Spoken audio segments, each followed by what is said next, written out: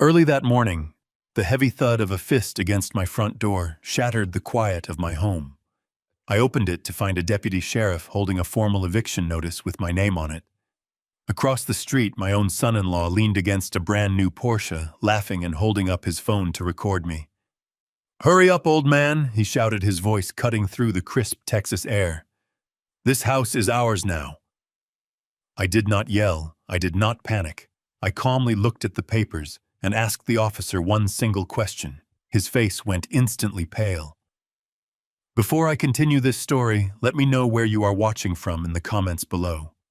Hit like and subscribe if you have ever had to stand your ground against family who mistook your kindness for weakness. My name is Harrison Cole. I am 70 years old, a former petroleum chief engineer, and a widower living on a 5-acre property just outside of Austin, Texas. It was a Tuesday. I remember the rich, dark smell of the coffee I had just finished brewing in the kitchen. The morning sun was barely breaking over the horizon, painting the suburban sky in beautiful shades of burnt orange and pale purple. It was exactly the kind of peaceful, isolated morning my late wife and I used to sit on the porch and enjoy together. But that familiar peace was violently torn away by the relentless pounding at my front door. I set my ceramic mug down on the granite counter, wiping my calloused hands on a dish towel. When I opened the heavy oak door, Deputy Jenkins stood there on my welcome mat. I knew Jenkins. He was a decent young man who grew up just a few miles down the road. But today, he refused to meet my eyes. He shifted his weight uncomfortably from side to side, clutching a manila folder tight against his uniform chest. "Mr. Cole." He started, his voice unusually tight and formal. "I am really sorry to have to do this to you." He held out a thick stack of legal papers. The bold black letters at the top spelled out "Court-Ordered Notice of Eviction." I reached out and took the document.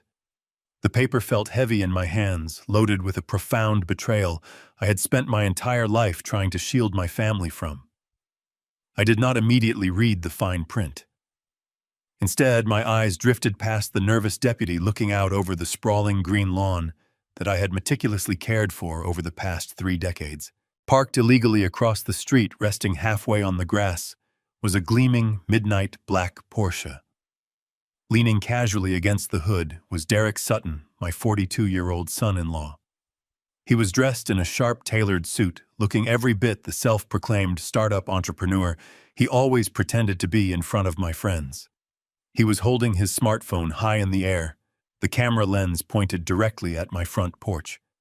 He was laughing loudly, a cruel echoing sound that carried easily over the gentle morning breeze. He wanted to capture my humiliation on video. He wanted to broadcast my ruin to the world. "Get your bags packed, old man," he shouted across the pavement, grinning from ear to ear. "I told you your time was up." Standing right beside him with her arms crossed tightly over her chest was Rachel, my own daughter. The little girl I had carried on my shoulders. The woman whose college tuition, lavish wedding, and countless financial emergencies I had quietly funded without ever asking for a dime in return. She wore a pristine white blazer, her makeup flawless, her expression hardened into a cold, calculating smirk. She is a 38-year-old real estate agent, someone who knows exactly how property laws work. She avoided looking me directly in the eye, keeping her gaze fixed on the front steps, but the slight, satisfied curve of her lips told me everything I needed to know. She was fully complicit in this nightmare. She was actively enjoying it. I looked down at the wooden planks beneath my boots. 30 years ago, I drove every single nail into this porch with my own 2 hands. I spent entire weekends measuring, cutting, and sanding the solid oak so that Rachel would have a safe place to play with her dolls. I built this house from the ground up to be a permanent fortress for my family. Now my own flesh and blood was waiting across the street for me to be dragged out of it by law enforcement, expecting me to leave with nothing but the clothes on my back and perhaps a single suitcase. They thought they had successfully backed an old, helpless man into a corner. They made a catastrophic miscalculation. I spent my entire professional career managing massive offshore oil rigs. I was a chief engineer responsible for billion-dollar operations in the middle of the unforgiving ocean. My daily job was to analyze incredibly complex structures, anticipate catastrophic failures, and mitigate lethal risks before they happened. I am thoroughly trained to spot structural flaws, whether they exist in a deep-water drilling platform or in the greedy people standing right in front of me. I do not panic under pressure. I observe. I calculate. I survive. And right now, looking at the smug grin on Derek's face and the cold indifference in Rachel's posture, I felt any remaining fatherly warmth evaporate completely from my chest. The generous man who had patiently funded their extravagant lifestyle, the grieving widower who had tried to keep the family peace at all costs, was gone. They wanted to play a ruthless game of corporate theft. They wanted to use the law as a weapon to strip away my dignity. They had absolutely no idea they had just invited a veteran shark to the table. I looked back at Deputy Jenkins. He was practically holding his breath, bracing himself for the screaming, the tears, and the desperate denial that usually accompanied a morning eviction. I slowly adjusted my glasses and calmly reviewed the first page of the notice. It stated clearly that the property had been foreclosed upon under the authority of Sutton Holdings, which was Derek's primary corporate entity. I let out a soft, dry chuckle. Jenkins blinked, thoroughly confused by my strangely calm reaction. I tapped the heavy paper with my index finger and finally broke the silence. "Officer Jenkins," I said, my voice steady, deep, and completely devoid of fear. "I have a very simple question for you before you proceed." He nodded quickly, swallowing hard. "Go ahead, Mr. Cole." I pointed toward the official seal on the document. This eviction notice was filed by Sutton Holdings, claiming full ownership of my land. But are you aware that this entire 5-acre property was locked securely into an irrevocable blind trust back in 2018? Selling it, transferring it, or leveraging it is legally impossible for anyone, including myself. So I need you to tell me exactly what forged, fraudulent document my son-in-law used to bypass a federal judge to get you standing on my porch today." Jenkins stopped breathing. The color drained from his face so fast, he looked like he might pass out right there on the wood. His hand drifted unconsciously away from his utility belt. He realized in a terrifying fraction of a second that he was not executing a routine property eviction. He had just been weaponized in a massive federal crime, and he was standing right in the blast zone. The young deputy swallowed hard, his Adam's apple bobbing, as his eyes darted from the heavy manila folder in his hands to the smug face of my son-in-law across the street. He looked back at me, his uniform suddenly seeming 2 sizes too large. "Sir, I just simply process the orders the county clerk hands me," he stammered, his voice dropping to a nervous whisper. The paperwork had a judge's signature. It all looked standard. I kept my posture relaxed, offering him a steady, reassuring nod. "I know you do, son," I said gently. "But standard paperwork does not apply to assets secured in an irrevocable blind trust.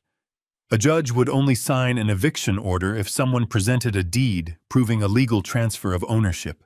And since I cannot legally transfer this land, whoever filed this order committed perjury and presented forged documents to a federal court." Jenkins looked down at the folder again, his hands actually trembling now. He was a good kid just doing his job, and he recognized the gravity of what I was telling him. If he proceeded to force me out of my home based on fraudulent corporate documents, he would be actively participating in a major federal crime. He stepped back from my doorway, creating a respectful distance. "Mr. Cole, what do you want me to do here?" he asked, completely abandoning his authoritative stance. "I want you to hold on," I replied softly, leaning against the doorframe. "Do not radio this in just yet. Do not approach the vehicle across the street. Just stand here on the porch with me for a moment, and let them think they have won." Jenkins nodded slowly, turning his back to the street, so Derek and Rachel could not see the sheer panic written across his features. Across the asphalt, Derek was still holding his phone high, capturing what he thought was the moment of my total destruction. Rachel was whispering something in his ear, a cruel smile playing on her lips. They were absolutely convinced they had executed the perfect crime. They believed they had outsmarted a senile old man who was too trusting for his own good. As I stood there watching my own daughter celebrate my ruin, my mind drifted away from the crisp morning air. I needed to focus, to remember exactly how this elaborate trap had been set. To understand the sheer depth of their betrayal, you have to understand the night this nightmare truly began. It was not born out of sudden malice. It was carefully crafted with tears manipulation and a profound abuse of a father's love. The foundation of their deception was laid exactly 4 months prior, on a miserable rainy Tuesday night in late November. I was sitting in my leather recliner reading an engineering journal when the doorbell rang frantically. It was past midnight. I opened the door to find Rachel and Derek standing on my porch, soaked from the rain, and looking entirely devastated. Rachel was weeping uncontrollably, her makeup running down her face in dark streaks. Derek stood beside her, looking like a man who had just lost everything. I brought them inside, handed them warm towels, and made tea. Derek sat at my kitchen table, staring at his hands. He told me his tech startup was on the brink of total collapse. He claimed a former business partner filed a malicious lawsuit against him, freezing all his corporate assets. He said the legal fees were draining them dry, and without a massive survival loan from the bank, within the week, they would lose their home and face absolute ruin. Rachel reached across the oak table and grabbed my hands. Her fingers were ice cold. She looked into my eyes with a desperation that broke my heart. "Dad, please," she sobbed, her voice cracking perfectly. "We have nowhere else to turn.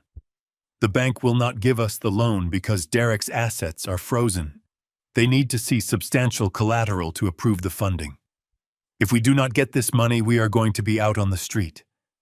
Mom always told you to protect me. Please do not let us lose everything." Hearing her invoke her late mother's name was like taking a physical blow to the chest. My wife had been the heart of our family, and on her deathbed, holding my hand, she had made me promise to always look out for our little girl. Rachel knew exactly what buttons to push. She knew that my grief was a quiet, lingering shadow, and she weaponized it with surgical precision. I asked them what they needed me to do. I told them I could liquidate some mutual funds, maybe give them a cash loan to tide them over. Derek shook his head, running a hand through his damp hair. "Cash will not help right now, Harrison," he said, sounding incredibly exhausted. "The bank needs to see long-term appreciating collateral backing my corporate portfolio. We just need to temporarily park the management rights of this property under my holding company." I frowned, instantly cautious. I told them I could not do that, explaining the 5 acres were my sanctuary. Derek was quick to reassure me, holding his hands up defensively. "No, Harrison, you do not understand. We do not want ownership. We just want to establish a family-limited liability company. It is a common strategy to avoid massive estate taxes when you pass away. We transfer management rights to the LLC, which shows up as managed equity. The bank sees the backing, approves my loan, and you avoid future death taxes. You keep living here. Nothing changes." It sounded incredibly plausible. The American tax system is notoriously brutal on inherited wealth, and setting up a family management corporation is a standard practice for protecting generational assets. Derek spoke with the smooth, convincing jargon of an experienced businessman. Rachel continued to cry, squeezing my hands, begging me to save her future. I looked at my daughter, seeing the terrified little girl I had raised, completely unaware that I was looking at a predator setting a trap for her own father. Against my better judgment, I agreed, telling them to bring the paperwork the next morning. I thought I was doing the right thing, honoring my wife's dying wish to protect our family. I had no idea I had just agreed to sign my own death warrant. The next day, Derek returned with a thick stack of documents and a quiet notary. I read the first few pages detailing the family corporation, and it aligned with our discussion. I signed my name, completely blind to the lethal document slipped into the center of the pile. That was 4 months ago. Now I stood on my porch with Deputy Jenkins, watching Derek and Rachel wait for me to be discarded. The rain and manipulative tears from that November night were gone. I knew the truth now. They did not need a family management company to save their business. They needed total ownership to fund their greed, and they stole it right out from under me without an ounce of remorse. I remember every agonizing detail of that midnight visit. The storm had been brewing all afternoon, sweeping across the Texas plains with a fierce intensity. Heavy rain lashed against the windows of my home, accompanied by the low, continuous rumble of thunder. I was sitting in my leather recliner in the study, reading a technical engineering journal by the warm glow of a desk lamp, enjoying the solitude that usually accompanied such weather. Then the frantic ringing of the doorbell shattered the quiet. It was far too late for casual visitors. I set my journal down, a knot of genuine concern tightening in my chest, and made my way to the front door. When I opened it, the howling wind blew rain onto the hardwood floor. Standing there on my porch, completely soaked and looking entirely broken, were my daughter Rachel and my son-in-law Derek. Rachel was shivering uncontrollably, her expensive coat clinging to her shoulders, her mascara running down her pale cheeks in dark, messy streaks. Derek looked like a man who had not slept in days. His usually immaculate hair was plastered to his forehead, and his eyes were red and frantic. I did not ask questions right away. My instinct as a father immediately took over. I ushered them inside out of the freezing rain, locked the heavy oak door against the storm, and led them straight to the kitchen. I handed them warm, dry towels from the laundry room and quickly set a kettle on the stove. The entire time, Rachel continued to weep, burying her face in her hands, her shoulders shaking with heavy, dramatic sobs. Derek sat at the head of my kitchen table, gripping a steaming mug of tea as if it were a lifeline. He stared blankly at the polished wood, playing the role of a completely defeated man to absolute perfection. I pulled out a chair opposite him, watching my daughter wipe her eyes with a paper towel. I asked them calmly to tell me exactly what was wrong. Derek took a deep, shuddering breath, looking at me with eyes full of fabricated despair. He explained that his highly touted technology startup was on the brink of total catastrophic collapse. He claimed that a former disgruntled business partner had filed a massive malicious lawsuit against the company. According to Derek, this lawsuit had triggered an automatic legal injunction, freezing all of his corporate bank accounts and personal assets. He told me the legal fees to fight the injunction were bleeding them dry. He painted a terrifying picture of impending ruin, stating that if he could not secure a substantial corporate survival loan from a major bank by the end of the week, the company would fold, they would lose their home, and they would be left with absolutely nothing. He sounded so incredibly convincing, using complex financial terms and projecting a vulnerability I had never seen in him before. I listened patiently, processing the information, just as I would analyze a failing pressure valve on an oil rig. But before I could formulate a logical solution, Rachel made her move. She reached across the wide oak table, her cold, damp fingers desperately clutching my hands. She looked deeply into my eyes, and the sheer terror on her face looked devastatingly real. "Dad, please," she sobbed, her voice cracking in the quiet kitchen. "We have absolutely nowhere else to turn. Every door has been slammed in our faces.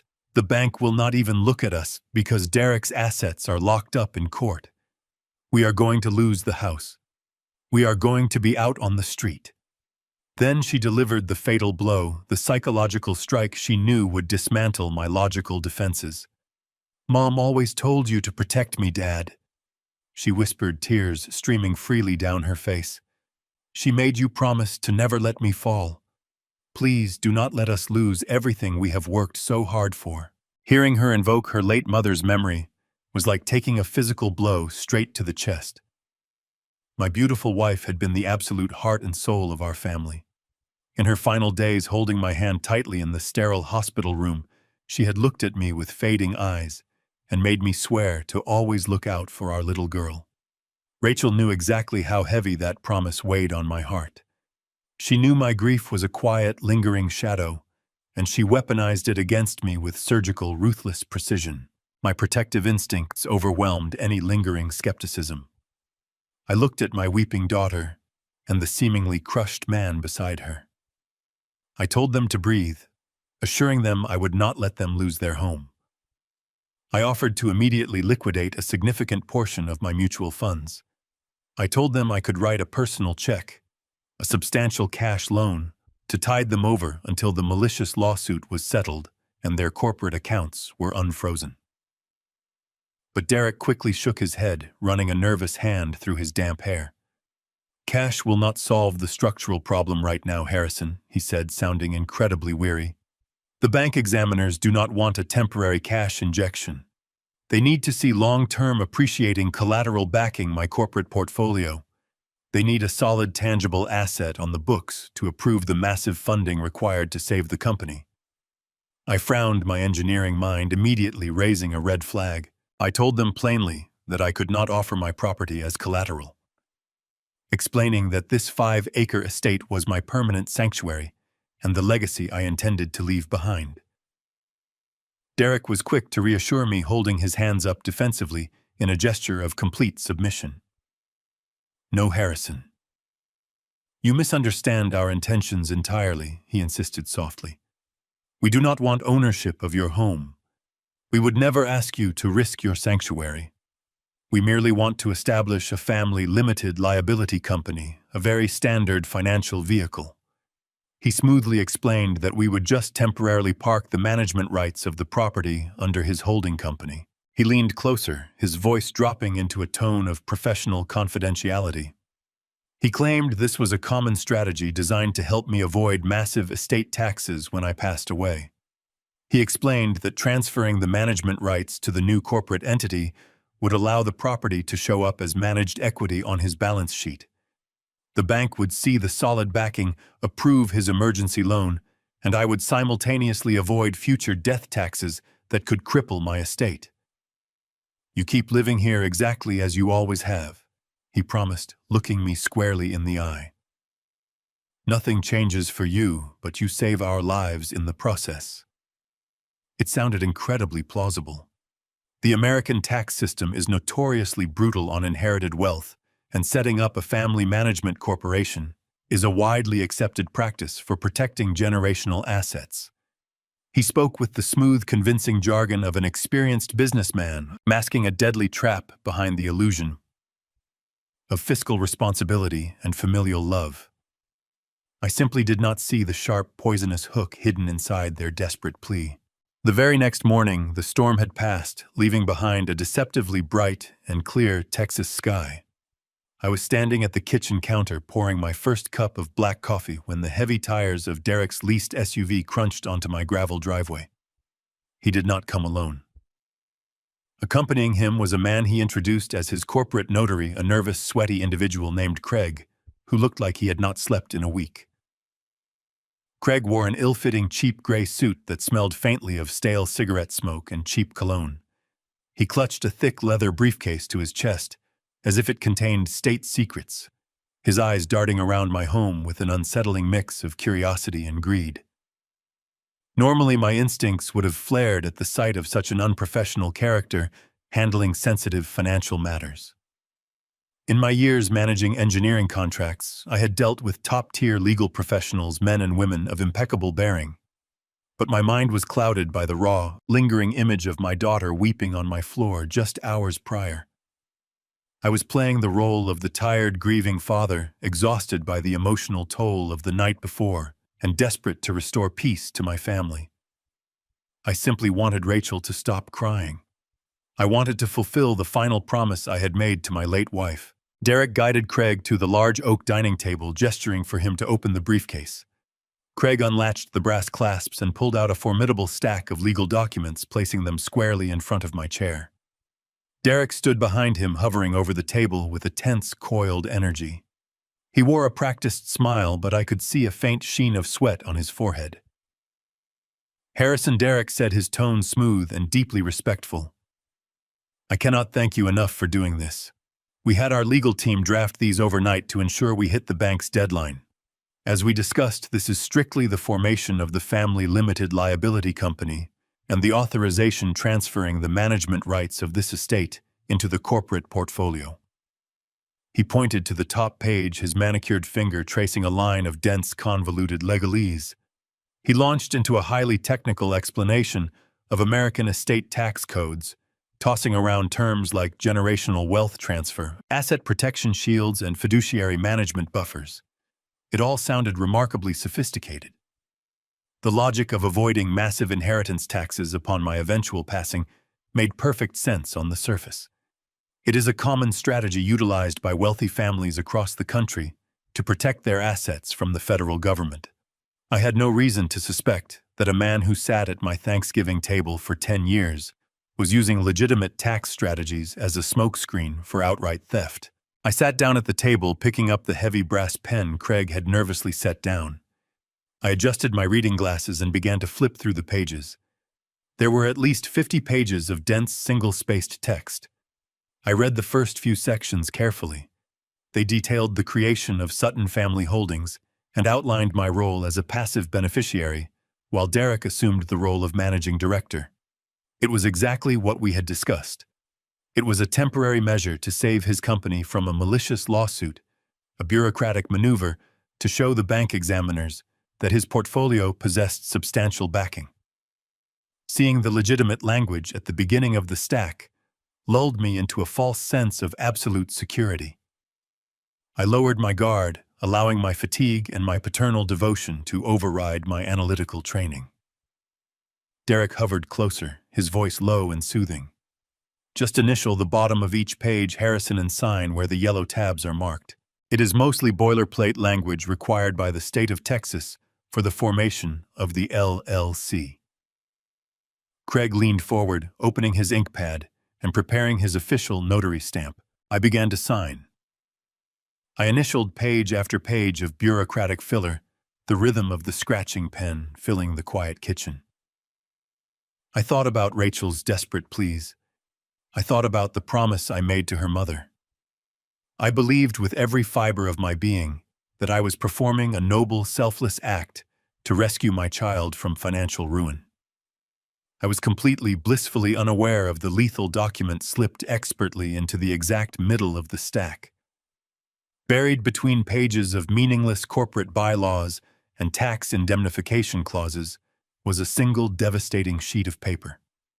It was a quitclaim deed. By signing that specific page, I was not transferring management rights. I was legally surrendering all ownership, all equity, and all rights to my 5-acre sanctuary directly to Derek's holding company. I was giving away the home I built with my own 2 hands, transferring a multi-million-dollar property to a predator without receiving a single penny in return. But I did not read that page. My eyes were tired, my heart was heavy, and I simply trusted my family. I signed my name exactly where the bright yellow sticky tab instructed me to, locking the trap shut around my own ankle. The moment my pen lifted from the final signature line, the atmosphere in the room shifted instantly. The thick, suffocating tension that had surrounded Derek completely vanished, replaced by a sudden chilling euphoria. He let out a long, heavy breath, practically snatching the stack of papers from the table before the ink was even fully dry. Craig immediately began stamping the documents with frantic speed, his hands moving efficiently to seal the betrayal. Derek reached out and grabbed my shoulder, squeezing it with an intensity that felt less like gratitude and more like violent triumph. "Harrison, you have saved us," he proclaimed, his voice ringing a little too loudly in the quiet house. "You have no idea what you have just done for our future. I will take these straight to the bank right now. We are going to be completely fine." He did not sit down to discuss his supposed legal battle. He packed the documents with incredible haste and rushed out the front door, leaving me standing alone in my kitchen. Later that afternoon, Rachel called me. The hysterical, trembling woman from the night before was entirely gone. Her voice was bright and remarkably untroubled. She thanked me, mentioning the bank pre-approved their loan and everything was back to normal. She sounded so completely fine that a tiny cold seed of doubt planted itself in the back of my mind. It was a fleeting thought, a whisper from my analytical brain warning me, human emotions do not recover from total devastation that quickly. But I brushed it aside, choosing to believe in the illusion of her happiness. I poured another cup of coffee and looked out the window at my sprawling green lawn, convinced that my home was safe and my family was secure. I had no idea that the ticking clock of my own destruction had just been activated. I wanted to rest, unaware that my sanctuary had just been legally stolen from under my feet. My absolute certainty of their betrayal did not arrive in a single dramatic flash of lightning. It crept onto my property exactly 2 weeks before Deputy Jenkins ever set foot on my porch, arriving in the form of a mundane bureaucratic intrusion on a perfectly clear Tuesday afternoon. The Texas sun was warm, beating down on the back of my neck as I knelt in the soft soil of my front garden. I was carefully pruning the antique rose bushes that my late wife had planted the very first spring we moved into this house. Gardening had become my quiet meditation since she passed away, a way to keep my hands busy and my mind anchored to the physical world. I was dusting the dirt from my heavy canvas work gloves when a flash of neon yellow caught the corner of my eye. I stood up slowly, my joints aching with a familiar stiffness, and squinted against the bright afternoon glare. About 50 yards away, near the heavy iron gates that marked the western boundary of my 5-acre estate, stood a man I had never seen before. He was wearing a bright, high-visibility construction vest over a plaid shirt, a white hard hat, and heavy work boots. Beside him, planted firmly into the grass, was a bright yellow tripod, holding a sophisticated digital theodolite. He was peering through the optical lens, making careful sweeping adjustments to the leveling knobs and occasionally jotting down notes on a digital tablet strapped to his forearm. My initial thought was that he was a county surveyor. Occasionally, the city dispatched utility workers to check the public water lines or verify the municipal boundaries along the main road. I assumed he had simply wandered a few yards too far past the public easement and onto my private grass. I wiped the sweat from my brow, grabbed my wooden walking stick from the porch, and made my way across the sprawling lawn to offer him a polite correction. As I approached, the crunch of my boots on the dry grass alerted him to my presence. He stepped back from the theodolite, shielding his eyes from the sun, and offered a polite, professional nod. "Good afternoon, sir," he called out pleasantly. "Beautiful piece of land you have out here." I nodded in return, stopping about 10 feet away from his equipment. "Thank you," I replied, keeping my tone entirely cordial. "I take a lot of pride in maintaining it, but I do need to ask what exactly brings you onto this side of the gate. The county lines end about 30 feet back toward the pavement, and this is strictly private residential property." The surveyor offered a confused, slightly apologetic smile. He tapped the screen of his rugged tablet, scrolling through a document I could not clearly see. "I apologize if I am intruding, sir," he said, his brow furrowing as he read his screen. "But I am not actually with the county. I am a private commercial contractor hired by First National Bank. I was dispatched to conduct a full topographic survey and a commercial appraisal of this specific parcel." My heart executed a slow, heavy drop in my chest, but my posture remained completely rigid. An engineer does not react to an anomaly by shouting. He gathers more data. "A commercial appraisal," I asked, keeping my voice steady, though a cold chill was beginning to radiate outward from my spine. "That does not make any sense at all. This is a private, single-family residential home. It has been for 30 years. There is absolutely no commercial business operating on this land, and there never will be." The surveyor looked from his tablet to my face, his expression shifting from mild confusion to profound discomfort. He clearly thought he was dealing with an eccentric, uninformed neighbor, or perhaps an elderly tenant who was out of the loop. "Sir, I am just an independent contractor executing a work order," he explained gently, almost as if speaking to a child. "But according to the bank files right here, this entire 5-acre plot is actively being evaluated for a massive commercial redevelopment project." I tightened my grip on my walking stick, feeling the polished wood press hard against my palm. "A redevelopment project," I echoed, my voice dropping an octave devoid of any warmth. "Ordered by whom exactly?" The man swiped his finger across the glass screen, pulling up the executive summary of his work order. He read the name aloud, and the syllables hit me like physical strikes to the jaw. "The primary applicant is listed as Sutton Holdings, LLC," he stated clearly. The bank requires this topographical data to finalize a multi-million-dollar commercial construction loan. According to the approved blueprints attached to this file, Sutton Holdings is scheduling a complete demolition of all existing residential structures on this plot. They are tearing this house down to break ground on a luxury commercial strip mall next month. The afternoon breeze suddenly felt like ice against my skin. The world around me seemed to lose all its ambient sound.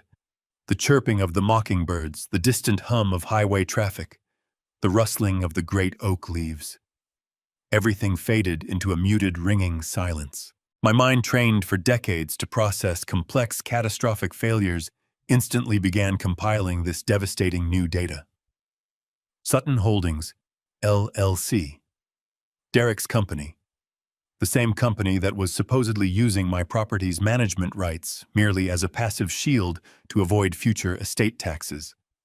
The same company that Rachel swore was only holding the paper to secure a modest survival loan to save them from bankruptcy. They had not asked for management rights to protect my legacy. They had systematically manipulated me into surrendering my home so they could bulldoze it into the dirt and pave it over for a massive commercial payout. The surveyor shifted uncomfortably, clearly unnerved by the prolonged, heavy silence. "Are you all right, sir?" he asked, taking a hesitant step forward. "Do you need me to call someone for you? Are you a tenant here?" His question snapped me back to the present reality. I looked at the digital theodolite, its lens pointing directly at the front door of the home where I had raised my daughter, the home where my wife had drawn her last breath. I took a slow, deep breath, forcing the violent storm of rage and heartbreak deep down into the very bottom of my stomach. I locked it away behind a vault of iron self-control. "I am perfectly fine," I said, my voice eerily calm and meticulously measured. "I am not a tenant. I am the man who built that house. I appreciate you clarifying your presence here today. You are just doing your job, and I will not interfere with your measurements. Please finish your work and have a safe afternoon." I turned my back on the surveyor and began the long walk back toward my front porch. Every step I took across the manicured grass felt different than it had just 10 minutes prior. The ground beneath my boots no longer felt like my sanctuary. It felt like a battlefield. I stepped onto the wooden planks of my front porch, my boots feeling heavier than they had just minutes ago. I did not sit down in my usual rocking chair. I bypassed the kitchen entirely and walked straight into my study. The air inside the house felt different now, tainted by the invisible threat looming right outside my windows. I calmly picked up my smartphone from the mahogany desk. My thumb hovered over Rachel's contact name. A part of me, the part that was still just a grieving father, desperately wanted to believe there had been a massive administrative error.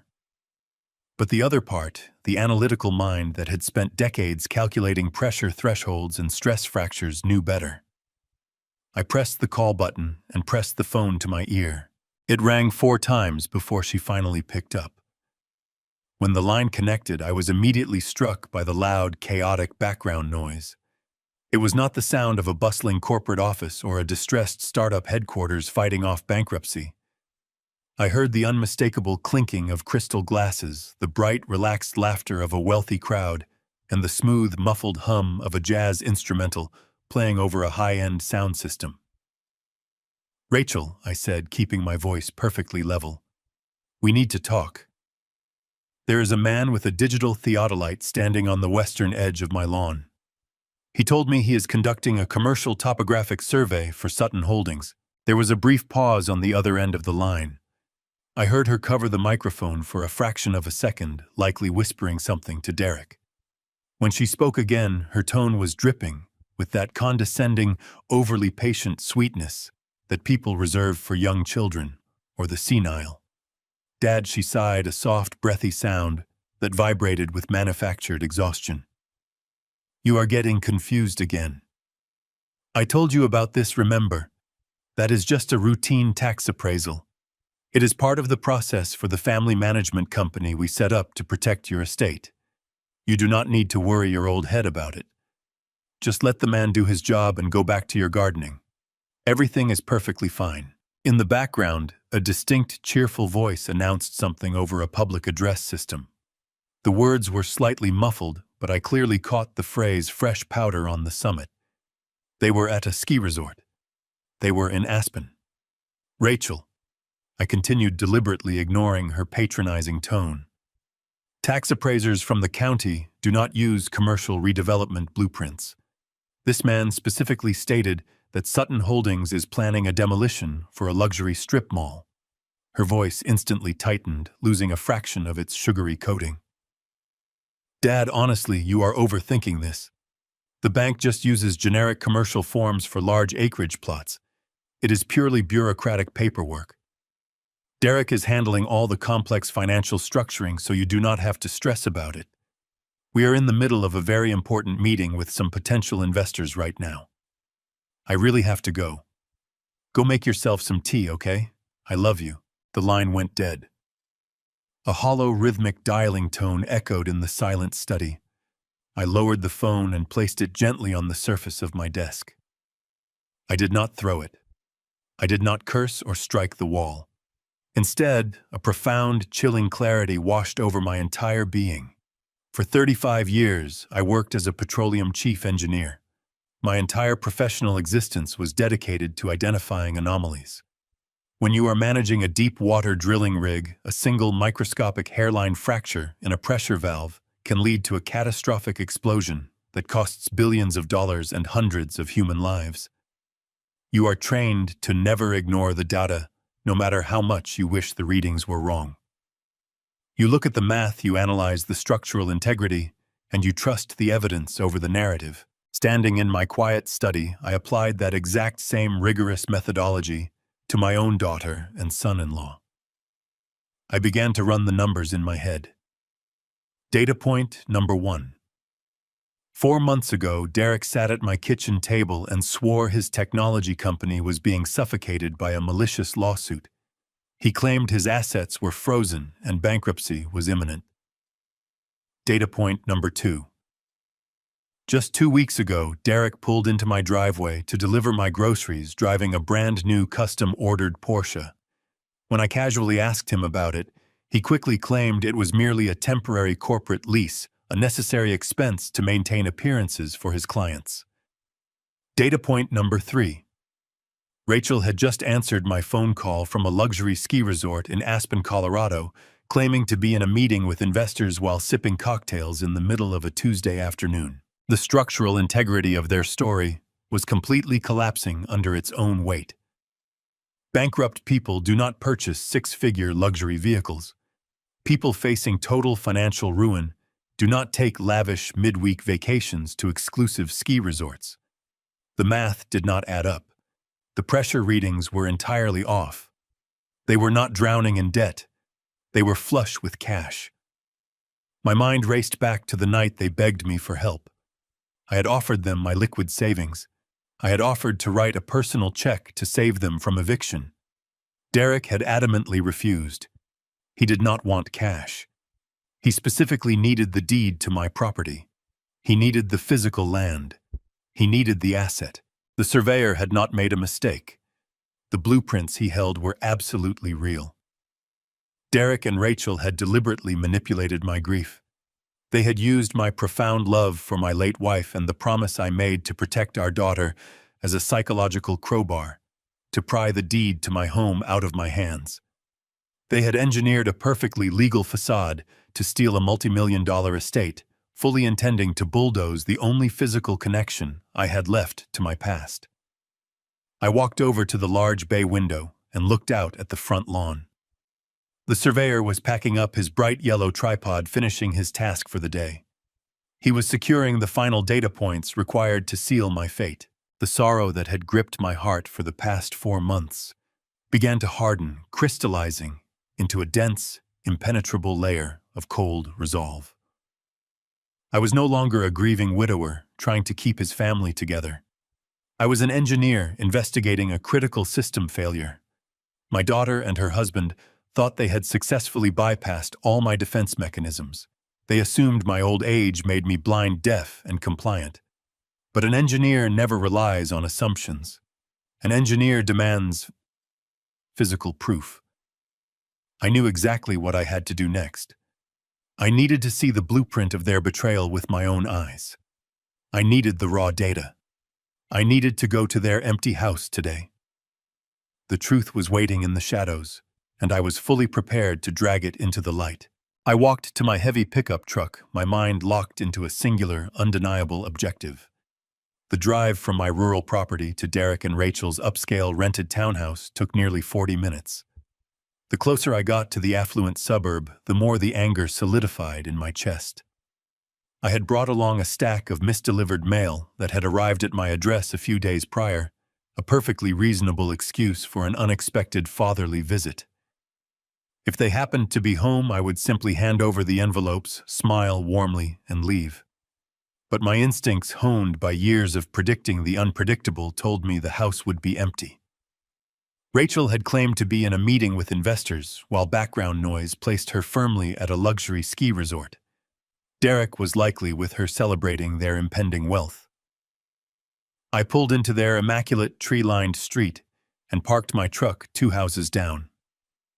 The neighborhood was painfully quiet, filled with manicured hedges and expensive vehicles. I grabbed the mail from the passenger seat, walked up their pristine concrete driveway, and pressed the glowing doorbell camera. I waited, counting the seconds in my head. I rang it a second time. The house remained completely silent. No footsteps, no shifting shadows behind the frosted glass door. They were definitely gone. I turned away from the door, my heart beating with a steady, rhythmic thud. I was about to cross a significant boundary, but they had already crossed the ultimate line by stealing my entire future. I stepped off the front porch and casually walked down the side path leading to their backyard alley. I moved with the slow, deliberate pace of a man who had every right to be there. Hidden behind a tall wooden privacy fence were 3 large municipal garbage bins. It was collection day tomorrow, and the bins were overflowing. In the corporate engineering world, when you suspect catastrophic malfeasance, you do not just ask the guilty party for a voluntary confession. You look for the discarded data. You audit the waste. I lifted the heavy plastic lid of the black recycling bin. Beneath a layer of empty imported wine bottles and expensive takeout containers, I spotted exactly what I was hoping to find. There were 2 tightly tied grocery bags filled with paper waste. I did not hesitate. I reached in, grabbed the bags by their plastic handles, and carried them quickly back to my truck. I tossed them onto the floorboard of the passenger side, climbed behind the steering wheel, and drove away without looking back. My hands gripped the leather wheel tightly as I navigated the winding suburban roads. I felt a strange sense of clarity washing over me. The confusion and the lingering grief that had clouded my judgment for the past 4 months were completely gone. I was operating purely on logic and an intense, burning desire for absolute justice. I needed to see the physical blueprint of their betrayal with my own 2 eyes. When I returned to my own home, the late afternoon sun was beginning to dip below the tree line. I carried the plastic bags inside and securely locked the front door behind me. I went into the living room, pushed the heavy coffee table out of the way, and spread a large canvas drop cloth across the hardwood floor. I dumped the contents of the first bag. It was mostly junk mail, glossy magazines, and empty envelopes. But the second bag was entirely different. It contained a massive mound of cross-cut paper shreds. Derek had evidently purchased a heavy-duty shredder, but he had severely underestimated the patience of an engineer. He thought destroying the physical documents would permanently erase the trail of his deception. He did not realize that piecing together shattered fragments was what I had spent my entire career doing. I sat cross-legged on the floor, surrounded by thousands of tiny paper ribbons. I grabbed a roll of clear adhesive tape, a pair of sharp tweezers, and a bright desk lamp. I began the agonizingly slow process of sorting the shreds. I separated the pieces with blue ink from those with black. I isolated the tiny fragments with red corporate letterhead. Hour after hour passed in absolute silence. The sun disappeared entirely, leaving the quiet house bathed in the harsh artificial light of my lamp. My back ached, and my eyes burned relentlessly, but I absolutely refused to stop. By midnight, a distinct and terrifying picture had begun to form on the canvas cloth. The first document I managed to assemble was an internal email chain between Derek and a major commercial real estate developer. The subject line was Project Sanctuary Acquisition. Reading those terrible words made my blood run completely cold. They had jokingly named the demolition project after the very word I used to describe my beloved home. The emails discussed the specific timeline for transferring the deed from the fake family management company into a newly created corporate holding account entirely controlled by Derek. But the most damning evidence was pieced together that near the center of the drop cloth. It was a massive multi-page financial prospectus, heavily detailed and legally binding. I carefully taped the final corner of the summary page into place and read the bold black text. The document clearly outlined a commercial development plan budgeted at exactly $3.5 million. It listed my exact residential address, my precise property lines, and my geographic coordinates. The proposal was to completely level the existing residential structures, clear the ancient oak trees, and pave a massive concrete parking lot. The primary anchor tenant listed on the second page was a high-end corporate retail chain. My home, my sanctuary, was not being managed to protect my estate from taxes. It was scheduled for total, irreversible demolition in exactly less than 30 days. I sat back on my heels staring at the taped-together documents until the black letters blurred together. The sheer, calculated cruelty of their plan was absolutely staggering. They had not acted out of desperation or financial panic. This was not a last-minute attempt to save a failing technology startup. This was a premeditated, highly orchestrated corporate heist. The emails I pieced together dated back over 8 months. They had been planning this long before that rainy Tuesday night when they showed up on my porch crying. Rachel's desperate tears, Derek's frantic pacing. The deliberate invoking of my dead wife's memory. It was all a rehearsed theatrical performance designed to exploit my deepest emotional vulnerabilities. They knew I would never sell the precious land willingly. They knew I wanted to preserve the beautiful house where we had shared so much joy. So they bypassed my logic and attacked my heart. They created a fake crisis brought in a fake notary and slipped a real quitclaim deed into a stack of fake management papers. They stole my property right in front of my face, smiling at me, while they successfully executed their flawless trap. Now I finally understood the complete and absolute ultimate horrifying truth of their completely unforgivable and utterly ruthless financial betrayal. I sat alone on the floor of my study, surrounded by the remnants of my shattered reality. The initial wave of nauseating shock had finally crested, leaving behind a cold, sterile void. I stared at the reconstructed blueprint, tracing the black lines that represented the absolute destruction of my life's work.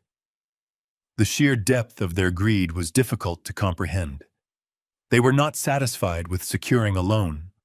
They wanted every single blade of grass, every brick, and every memory crushed into dust for a commercial payout. But as the emotional fog cleared, an analytical question began to surface. The puzzle pieces fit perfectly, displaying their objective, but they did not explain the precise mechanical execution of the crime. How had they legally bound me to my own ruin? I closed my eyes and transported myself back to that morning in my kitchen. I replayed the entire interaction, analyzing every single variable, spoken word, and gesture. I visualized the stack of legal documents resting on my dining table. I remembered Derek hovering over my shoulder, his voice calm as he pointed to the bright yellow sticky tabs. I remembered Craig, the sweaty notary, clutching his stamp like a weapon. The architecture of their deception slowly revealed itself. The top pages of that massive stack were entirely legitimate. They detailed the formation of Sutton Family Holdings, filled with the standard boilerplate language we had discussed. I had read those initial pages, confirming they aligned with the narrative of a temporary management transfer to avoid estate taxes. By the time I reached the middle of the stack, my eyes were tired, and my heart was heavy with grief for my daughter's fabricated tears. I had stopped reading the fine print. I had simply trusted them. I moved my pen from one yellow tab to the next, initialing and signing wherever Derek instructed. That was the exact moment they executed the bait and switch. Buried deep within the mind-numbing corporate bylaws and tax indemnification clauses was the lethal quitclaim deed. It was a document designed to completely sever my ownership and instantly transfer the total legal title of my 5-acre estate directly into Derek's corporate holding account. By signing that specific page, I had voluntarily handed over a multi-million-dollar property without receiving a single penny in compensation. Craig was there to provide the official state sanction, stamping his notary seal to ensure the fraudulent transfer was ironclad and legally binding. They had weaponized my love, my fatigue, and my trust to bypass my logical defenses. My hands curled into tight fists, the fingernails biting sharply into my palms. A dark, primal urge flared deep inside my chest. My first instinct was to stand up, grab my truck keys, and drive straight back to their upscale townhouse. I wanted to kick their front door off its hinges. I wanted to throw the taped blueprint onto their expensive glass coffee table and demand to know how my own daughter could do this to me. I wanted to scream until my lungs burned to confront them with the undeniable physical proof of their sickening betrayal. I wanted to watch the smug, arrogant smiles melt right off their faces as they realized their brilliant, foolproof plan had been entirely exposed. But my training as an engineer instantly slammed the brakes on that emotional impulse. When you discover a critical failure in a highly volatile system, you do not immediately start hitting the pipes with a hammer. A sudden, uncontrolled reaction can cause the entire structure to violently explode. If I confronted Derek and Rachel now, I would completely surrender my only tactical advantage. I would be tipping my hand. Derek was a cunning, slippery corporate manipulator. If he realized I had discovered the fraudulent quitclaim deed, he would not simply apologize. He would instantly go on the defensive. He would shred any remaining digital evidence, transfer the commercial loan funds to offshore accounts, and immediately hire an army of ruthless defense attorneys. They would spin a narrative painting me as a confused, senile old man who willingly signed away his property. They would bury me in prolonged litigation until I ran out of money and was forced out of my home anyway. I took a slow, deep breath, consciously regulating my heart rate. The loving, trusting father who had desperately wanted to protect his little girl died right there on the study floor. That man was gone, buried beneath the shredded evidence of his daughter's profound greed. What rose from the canvas dropcloth was a completely different entity. I was no longer a grieving widower. I was a cold, calculating hunter, and I was staring directly at my prey. I carefully gathered the taped documents, folding the damning commercial blueprint with meticulous precision. I walked over to the heavy steel safe hidden behind a bookshelf in my study, spun the combination dial, and locked the evidence securely inside. I gathered the remaining paper shreds, placed them in a heavy-duty garbage bag, and tied it shut. I completely erased every single trace of my investigation. I had to maintain the illusion of compliance. I had to continue playing the role of the oblivious, helpful father who believed his family was finally safe and secure. I walked into the kitchen and poured the cold remnants of my morning coffee down the stainless steel sink. I stared at my reflection in the dark glass of the kitchen window. The man looking back at me was tired, but his eyes were sharp and entirely focused. If Derek wanted to play a high-stakes game of corporate theft, I needed to upgrade my arsenal. I could not fight a complex legal battle using only my engineering background and a taped-together piece of garbage. I needed someone who completely understood the dark mechanics of commercial real estate fraud. I needed a professional who could systematically dismantle Derek's holding company, freeze his assets, and expose his forgery to the federal authorities without giving him a second to react. I did not need a standard family lawyer. I needed a legal shark, a ruthless, bloodthirsty litigator who specialized in tearing corrupt executives to pieces. My mind drifted back to a massive corporate dispute I had witnessed a decade ago. A rival oil conglomerate had attempted a hostile takeover of a drilling project using falsified environmental reports. Our company had brought in an external legal consultant to handle the litigation. He was a brilliant, terrifyingly efficient man who completely destroyed the opposing counsel in a matter of weeks, leaving their executives facing criminal charges. His name was Victor Vance, and he was universally feared in the corporate sector for his uncompromising, aggressive tactics. Victor did not negotiate settlements. He annihilated his opponents and salted the earth behind them. I walked back to my study and opened my leather contact book. I flipped through the pages until I found his exact direct private number. I picked up my smartphone, my hand entirely steady, and dialed the digits. I listened to the ringing tone, watching the moonlight cast long shadows across my lawn. The hunter was about to become the hunted. The phone rang 3 times before a gruff voice answered. It was not Victor, but his senior partner, who informed me that Victor had retired. However, he immediately provided me with the direct contact information for the only man Victor trusted to handle complex asset recovery. The man's name was Jonathan Brooks, a veteran trust and real estate litigator based in downtown Austin. I briefly explained my situation to his answering service, leaving my secure contact details. With the legal foundation quietly laid, I knew I had to buy myself time to build an airtight case. Derek and Rachel were moving rapidly, fueled by the promise of a massive commercial payout. If they suspected for a single second that I was investigating their fraudulent quitclaim deed, they would accelerate the demolition schedule. I needed them completely relaxed, entirely confident in their victory, and absolutely dismissive of me as a legitimate threat. To achieve this, I decided to play the exact character they had already cast me as in their twisted narrative. I would become the clueless, deteriorating old man they believed they had so easily swindled. The very next morning, I began the meticulous performance of my own cognitive decline. I started with subtle, calculated errors. When Rachel came over to check on me under the guise of bringing me lunch, I intentionally called her by her late mother's name. I saw the flash of triumph cross her eyes, quickly masked by a look of feigned, condescending sympathy.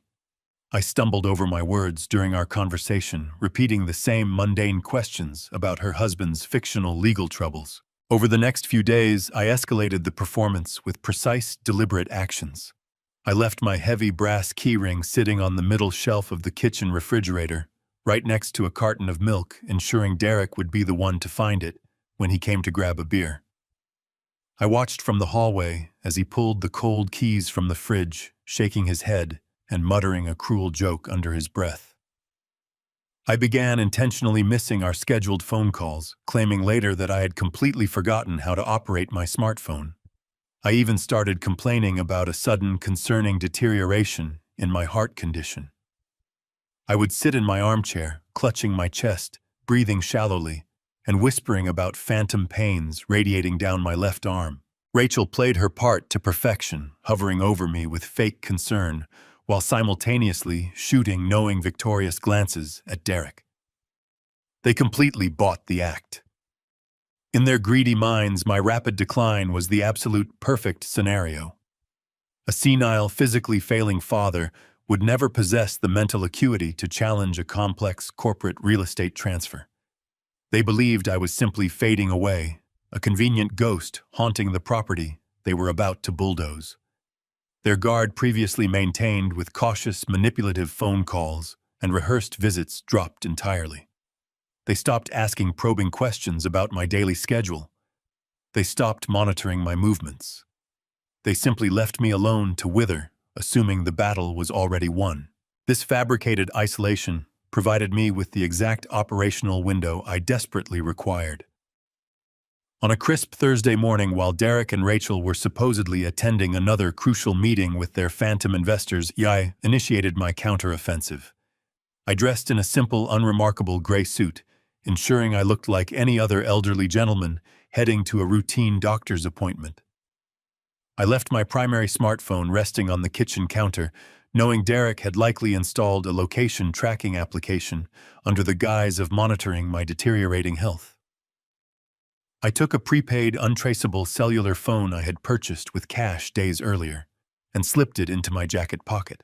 I climbed into my heavy pickup truck and pulled out of my gravel driveway, my heart beating with a steady, calculated rhythm.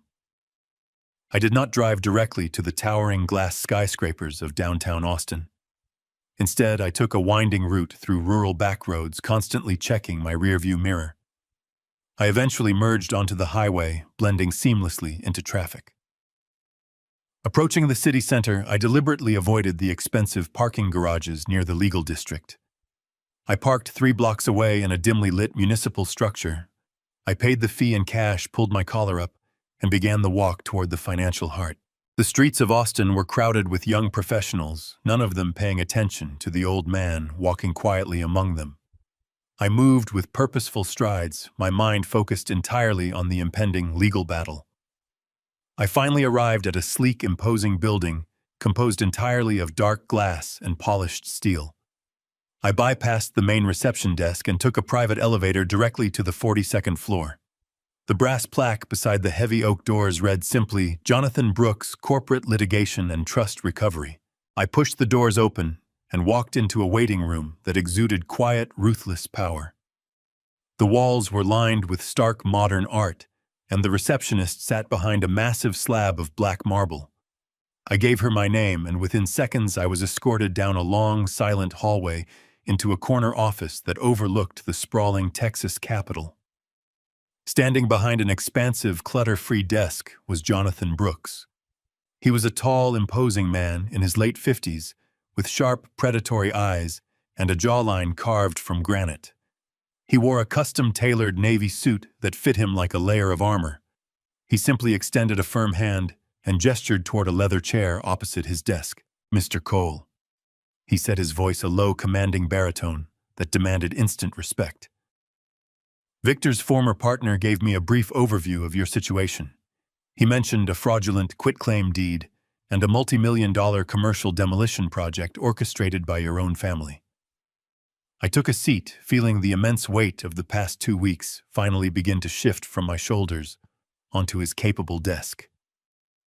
"That is correct, Mr. Brooks," I replied, my voice steady and completely devoid of the senile tremor I had perfected for my daughter. "They executed a highly sophisticated bait and switch, using a fake family management company to steal my 5-acre estate. They planned to level my home in less than 30 days to build a luxury retail center." Jonathan Brooks leaned forward, resting his elbows on the polished wood.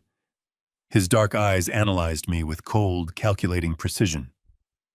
"Most men your age would be entirely broken by this betrayal," he observed quietly. "You do not look broken.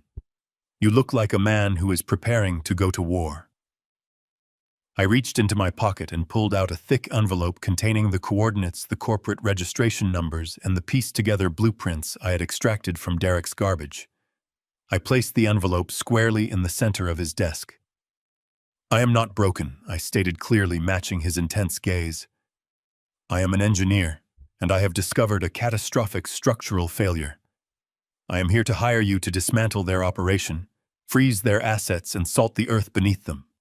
I want them completely and utterly ruined forever." Jonathan Brooks did not flinch at my declaration. A slow, razor-thin smile spread across his face, the kind of smile a predator wears right before it strikes. He reached across his immaculate desk and picked up the thick envelope I had brought. He did not ask me if I was sure. He did not counsel me on the virtues of family forgiveness or suggest a quiet, out-of-court mediation. He simply pressed a button on his desk phone and summoned his paralegal team.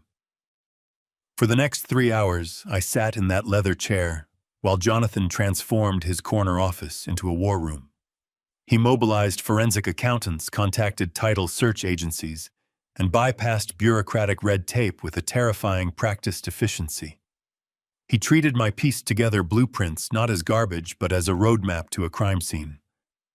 I watched him work, sipping a glass of iced water, feeling the remaining traces of my paternal grief evaporate, replaced entirely by the cold, structural logic of impending justice. By late afternoon, the sun casting long golden shadows across the Austin skyline, Jonathan walked back into the room holding a stiff manila folder. He sat down heavily in his chair, his expression shifting into something remarkably grim. He opened the folder and slid a certified county-stamped document across the polished wood toward me. I knew exactly what it was before I even read the bold print at the top of the page. It was the quitclaim deed. Jonathan pointed a silver pen at the bottom right corner of the paper, tapping the glass surface of the desk for emphasis. They filed this with the county clerk exactly 1 day after they sat at your kitchen table, he explained, his voice devoid of any emotion. You were entirely correct about their methodology, Mr. Cole. They buried this complete transfer of ownership right in the middle of standard limited liability formation papers. You signed away your entire estate under the fabricated pretense of establishing a tax management vehicle. I stared at my own signature. The ink was dark and steady. Beside it was the official brightly colored stamp of Craig, the sweaty, nervous notary who had facilitated the theft. Seeing the physical document, the actual instrument of my ruin, made the betrayal feel incredibly visceral. It was one thing to deduce their methodology from shredded trash, but holding the state-certified proof of their deception was entirely different. I traced the line of my signature with my index finger. I told him that I had initialed 50 pages that morning, believing I was protecting my daughter's future. Jonathan nodded slowly, pulling another document from the folder. The notary was fully complicit, he stated firmly. He deliberately bypassed the standard verbal confirmation protocol. By state law, he was strictly required to ask you out loud if you understood you were signing a quitclaim deed surrendering your property. He intentionally skipped that mandated step to ensure you remained completely blind to the transaction. It is a textbook case of fraudulent execution, but the theft of the physical property was only the primary stage of their operation. Jonathan leaned back in his chair, steepling his fingers together. He looked at me with a mixture of professional respect and genuine warning. The commercial redevelopment blueprints you recovered from their trash are entirely real, but they are a long-term projection. Derek is an impatient man. He did not want to wait for construction permits to clear before cashing in on his theft. He executed a secondary maneuver immediately after securing the deed. Jonathan slid a final stack of papers across the desk. These were not county records.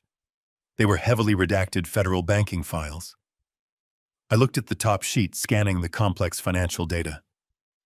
Derek took your stolen certified quitclaim deed directly to First National Bank. Jonathan explained, his tone dropping to a dangerous whisper. He used the total unencumbered equity of your 5-acre estate as premier collateral to secure an immediate, massive cash loan. My eyes locked onto the bolded numbers printed near the bottom of the banking contract. The figure was staggering. Derek had successfully secured a $2.5 million commercial cash loan against my property. The money had been wired directly into an offshore corporate holding account controlled exclusively by Sutton Holdings. That explained the brand new Porsche. That explained the luxury ski vacation in Aspen on a random Tuesday afternoon. They were not fighting off a malicious lawsuit. They were living like absolute royalty on stolen federal funds. Derek did not just steal your land, Jonathan continued, his eyes locking onto mine. By presenting a fraudulently obtained deed to a federally insured banking institution to secure commercial funding, your son-in-law has crossed a massive legal threshold. He has committed textbook, undeniable federal wire fraud and aggravated bank fraud. This is no longer just a civil dispute over a family property transfer. This is a severe federal crime carrying decades of mandatory prison time. The silence in the office was profound. I absorbed the magnitude of the data. My daughter and her husband had mortgaged my past to fund their immediate insatiable greed, and in doing so, they had handed me the exact weapon I needed to destroy them.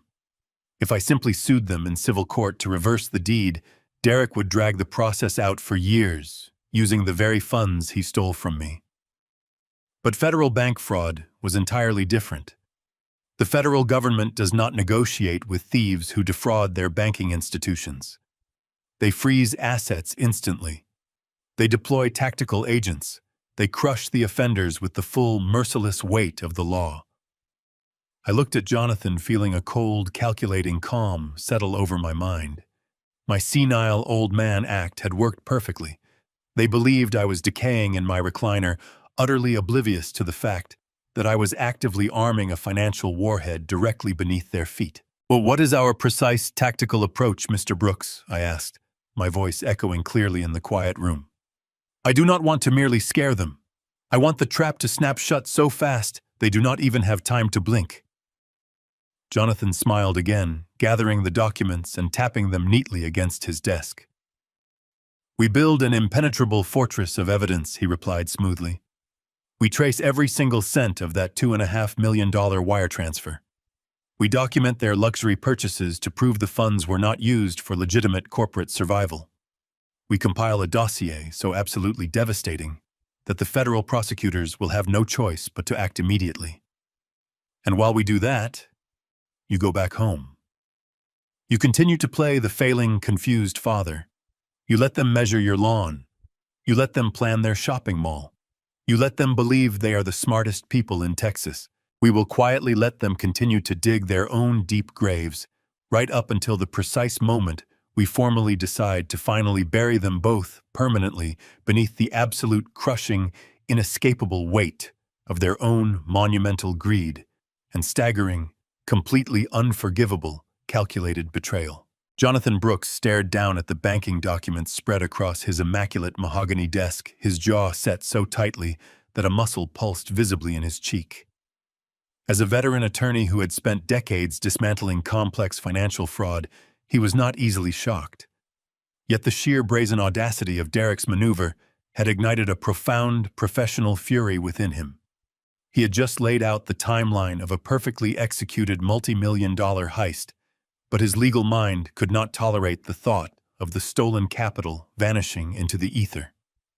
He abruptly pushed his heavy leather chair back, the wheels gliding silently over the thick carpet, and reached for the secure landline phone resting on the corner of his desk. "Mr. Cole," Jonathan said, his voice dropping into a harsh, authoritative register that brooked no argument. "I appreciate the tactical patience of waiting, but we cannot allow $2.5 million of illicitly obtained federal funds to fully settle into a Caribbean tax haven. Once that money disperses through offshore shell accounts, recovering it becomes an international, jurisdictional nightmare. I have direct high-level contacts at the Federal Bureau of Investigation in their white-collar crimes division. We need to call them right this second, secure an emergency federal injunction, and freeze Sutton Holdings before your son-in-law moves another single cent." Jonathan lifted the heavy receiver, his finger hovering over the keypad, fully prepared to initiate the overwhelming power of the federal government. But before he could press the first digit, I reached across the wide expanse of the desk and firmly placed my hand directly over his. I did not speak immediately. I simply looked at him, feeling a slow, remarkably cold and chilling smile spread across my face. It was the smile of an engineer who had just watched an arrogant saboteur step directly onto a hidden landmine. Jonathan paused, his eyes narrowing, as he read the absolute unshakable confidence radiating from my posture. He slowly lowered the telephone receiver back into its cradle, leaning forward with an expression of intense, guarded curiosity. "Jonathan," I said, my voice smooth and meticulously measured, completely devoid of the panic or desperation that typically accompanies such massive financial losses. "I do not want you to call the federal authorities just yet. I do not want to freeze his offshore accounts, and I certainly do not want to interrupt his euphoric celebration. In fact, I want Derek to feel entirely invincible. I want him to believe he has successfully executed the most brilliant financial crime in the history of Texas real estate." Jonathan frowned, folding his hands together on the desk. "With all due respect, Harrison, allowing a criminal to actively launder millions of dollars based on a forged quitclaim deed is an incredibly dangerous game. If we do not act immediately, he will drain the equity from your estate and leave you holding an empty, foreclosed bag." I shook my head slowly, keeping my chilling smile perfectly intact. "That is precisely where you are mistaken, my friend," I replied softly.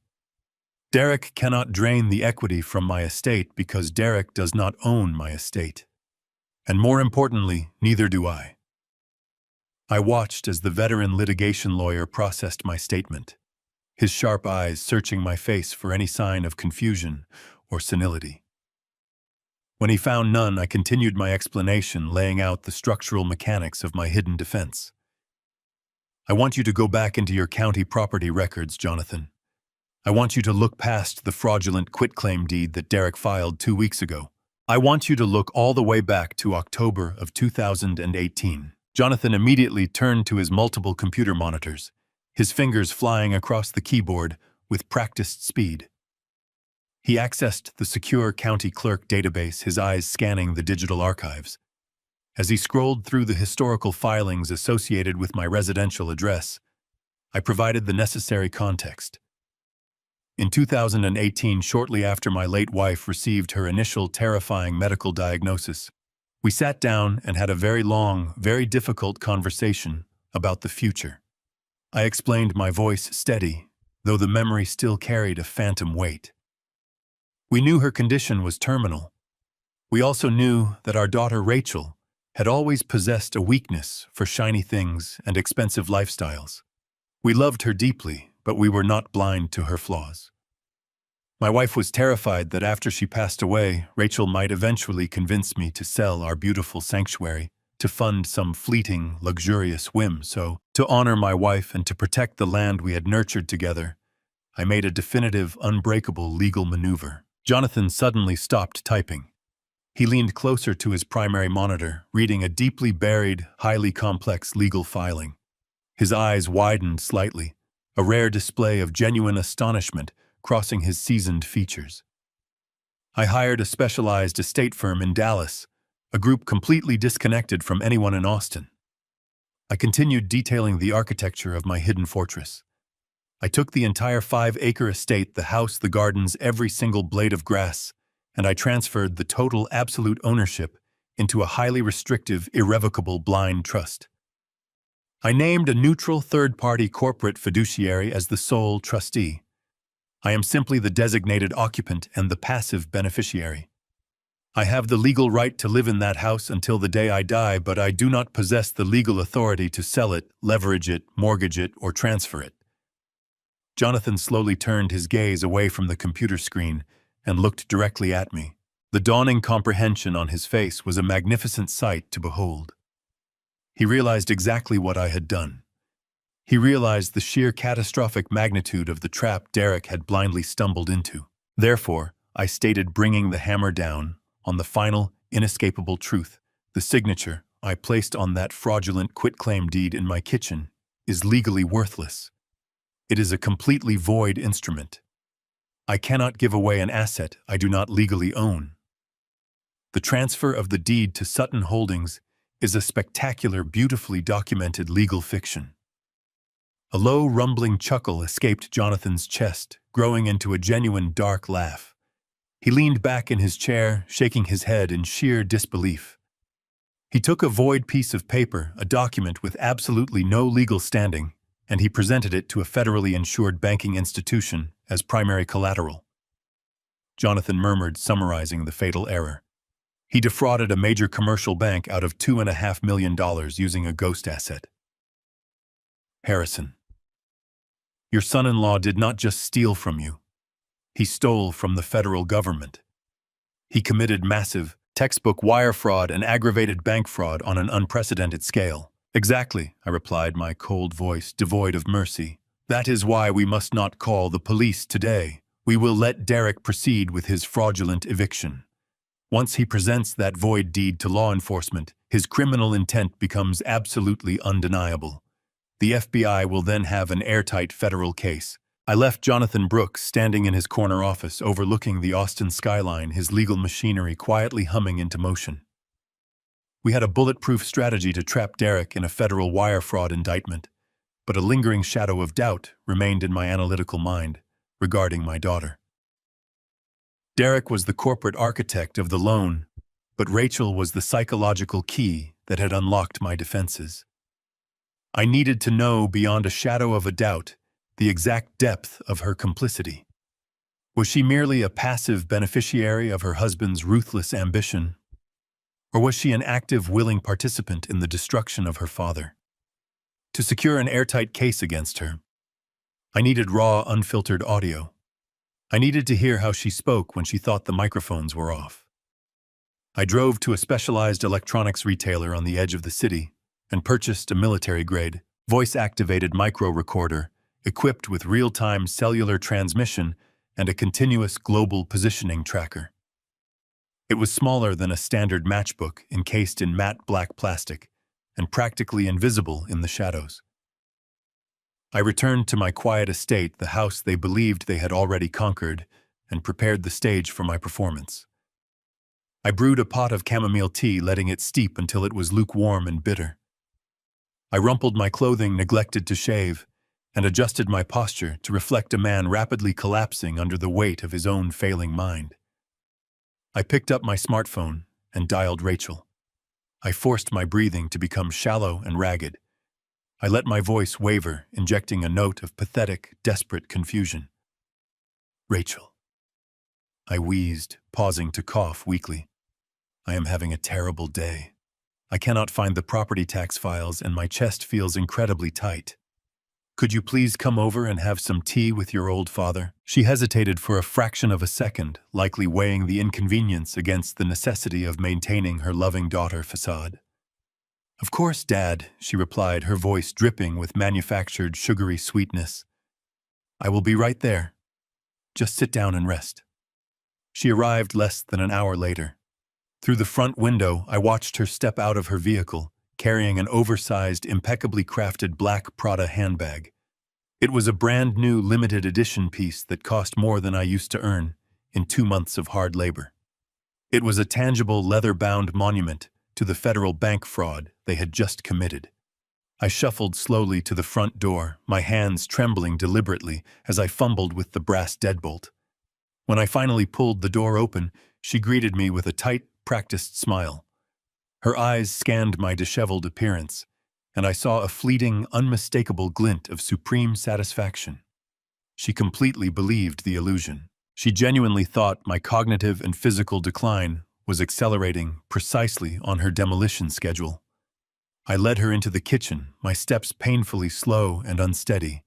I poured the tea purposely, allowing my shaking wrist to spill a small puddle of the amber liquid onto the granite countertop. "Oh, look what I have done," I muttered, dropping my head in feigned embarrassment. "My hands just do not work the way they used to." "I am so sorry, Rachel." She sighed, a soft sound of profound irritation, and placed her luxurious Prada bag carefully onto the center of the kitchen island, safely away from the spilled tea. "It is fine, Dad," she said, grabbing a paper towel and aggressively wiping the counter. "Just sit down before you hurt yourself." I sank into one of the wooden kitchen chairs, resting my hands on my knees. We sat in silence for a few minutes. I rambled incoherently about the weather, deliberately losing my train of thought mid-sentence. Rachel checked her diamond-encrusted wristwatch 3 times in less than 5 minutes. She was growing incredibly impatient, anxious to return to her stolen wealth. "Dad, I really need to use the restroom," she announced abruptly, standing up and smoothing the front of her designer blouse. "I will be right back, and then I have to go. Derek is waiting for me to finalize some dinner reservations." She turned and walked rapidly down the hallway toward the guest bathroom. I remained perfectly still, listening as the heavy wooden door clicked shut. A moment later, I heard the muffled, unmistakable sound of her voice. She had answered a phone call. I moved from my chair with the silent, fluid grace of a man 30 years younger. I crept down the hallway, pressing my ear against the painted wood of the bathroom door. She was speaking to Derek. "I am leaving in 5 minutes," she hissed, her voice vibrating with intense disgust. "I cannot stand being in this house much longer. It literally reeks of stale medicine and the smell of old people. He is completely losing his mind, Derek. He spilled tea all over himself like a toddler. We do not even need to worry about him challenging the eviction. He will probably be in a nursing home before the bulldozers even arrive." Her cruel, callous words were the final nail in the coffin of my paternal mercy. The absolute confirmation of her active malice extinguished any lingering doubt. She was not a victim. She was a predator. I stepped away from the door and moved silently back into the kitchen. I approached the kitchen island and stood over the open Prada handbag. I reached into my pocket and retrieved the matte black micro-recorder. I slipped my fingers deep into the luxurious interior of the designer purse, locating a small zippered cosmetic pocket nestled in the dark silk lining. With surgical precision, I dropped the tiny device into the very bottom of the concealed compartment and zipped it securely shut. It was completely undetectable. I was back in my wooden chair, staring blankly at my cold cup of tea by the time she emerged from the hallway. Rachel grabbed her purse, offered a final hollow promise to call me tomorrow, and practically sprinted out the front door. I watched her vehicle disappear down the street, carrying my digital spy directly into the heart of their criminal operation. Hours later, the dark Texas night had fully enveloped my isolated rural estate. I sat entirely alone in the deep, undisturbed shadows of my quiet study. The only source of illumination was the steady, glowing green light of the audio receiver, resting squarely on my polished mahogany desk. I slowly poured myself a single measure of expensive, aged bourbon. I took a slow, deliberate sip, feeling the familiar warm burn travel down my throat. I leaned back in my worn leather chair, closed my eyes for a brief moment, and gently turned the volume dial upward. The crisp, flawlessly clear audio of Derek and Rachel laughing gleefully, celebrating their monumental corporate theft, immediately filled the dark room. Every single vicious word they spoke was permanently recorded, providing me with the exact, undeniable ammunition I needed to guarantee they would both spend the next 2 decades locked inside a federal prison. The memory of that dark study and the glowing green light vanished, replaced entirely by the harsh glare of the morning sun. I stood on the wooden planks of my front porch, the air thick with the humidity of a Texas summer. Standing directly in front of me, clutching a manila folder containing a fraudulent eviction notice, was Deputy Jenkins. He looked profoundly uncomfortable, shifting his weight from one booted foot to the other. He was a young officer, instructed to handle what he believed was a routine removal of a confused, senile old man who had simply lost track of his financial obligations. The neighborhood was completely silent, save for the obnoxious, rhythmic blaring of a car horn. I looked past the deputy toward the street. Parked illegally across my driveway was Derek. He sat behind the steering wheel of his custom silver Porsche, the window rolled completely down. He was leaning out, resting his elbow on the expensive leather, a smug, arrogant grin plastered across his face. He pressed the heel of his hand against the horn, letting the sharp sound echo through the quiet neighborhood. "Time is up, Boomer," he yelled loudly, his voice carrying over the manicured lawns. "Bring him out, officer. We have a demolition crew waiting on standby, and I am not paying them by the hour to sit around." Derek laughed, a harsh, grating sound that vibrated with the absolute certainty of his manufactured victory. Deputy Jenkins sighed deeply, a sound of genuine pity, and took a hesitant step forward. "Mr. Cole," he said, his tone adopting that overly gentle, patronizing cadence reserved for the elderly. "I am truly sorry, sir, but the court order is legally binding. Sutton Holdings owns this property now. I need you to gather your belongings and vacate the premises immediately. If you need medical transport to a care facility, I can call an ambulance to assist you." He reached out his hand, hovering in the air between us, preparing to guide me out of the only home I had left. He was merely a pawn, a local law enforcement officer, completely unaware that he had just stepped onto a massive federal crime scene. I did not move. I did not tremble, and I did not fake a sudden pain in my chest. The pathetic, deteriorating old man vanished entirely. I straightened my posture, pulling my shoulders back, and looked the deputy directly in his eyes. The sudden shift in my demeanor caused him to freeze his hand, dropping slowly to his side. The pity in his expression was replaced by a sharp, defensive confusion. "Officer Jenkins," I said, my voice resonating with a cold authority that had commanded deep-water drilling rigs for over 30 years. Before you execute that document, and before you make the single biggest, most catastrophic professional mistake of your entire law enforcement career, I want you to hear exactly what my loving daughter said last night. I reached into the front pocket of my trousers and withdrew my smartphone. I did not fumble with the screen. My hands were perfectly steady. I tapped the glass once, accessing the secure audio file I had downloaded directly from the micro recorder hidden deep inside Rachel's designer purse. Resting on the thick wooden railing of my porch disguised among the potted ferns was a heavy-duty Bluetooth speaker. I had purchased it specifically for this exact moment. It was designed to project sound over the roar of heavy machinery. I engaged the wireless connection. The speaker chimed with a low bass tone, confirming the link. I looked across the street. Derek had stopped honking his horn, his arrogant smile faltering slightly as he noticed the sudden delay on the porch. I slid the volume bar on my phone display to the absolute maximum limit and pressed play. The pristine, flawlessly recorded audio erupted from the speaker, booming across the quiet suburban street like a thunderclap. Rachel's voice, captured just hours prior in their townhouse, echoed against the brick facades of the neighboring homes.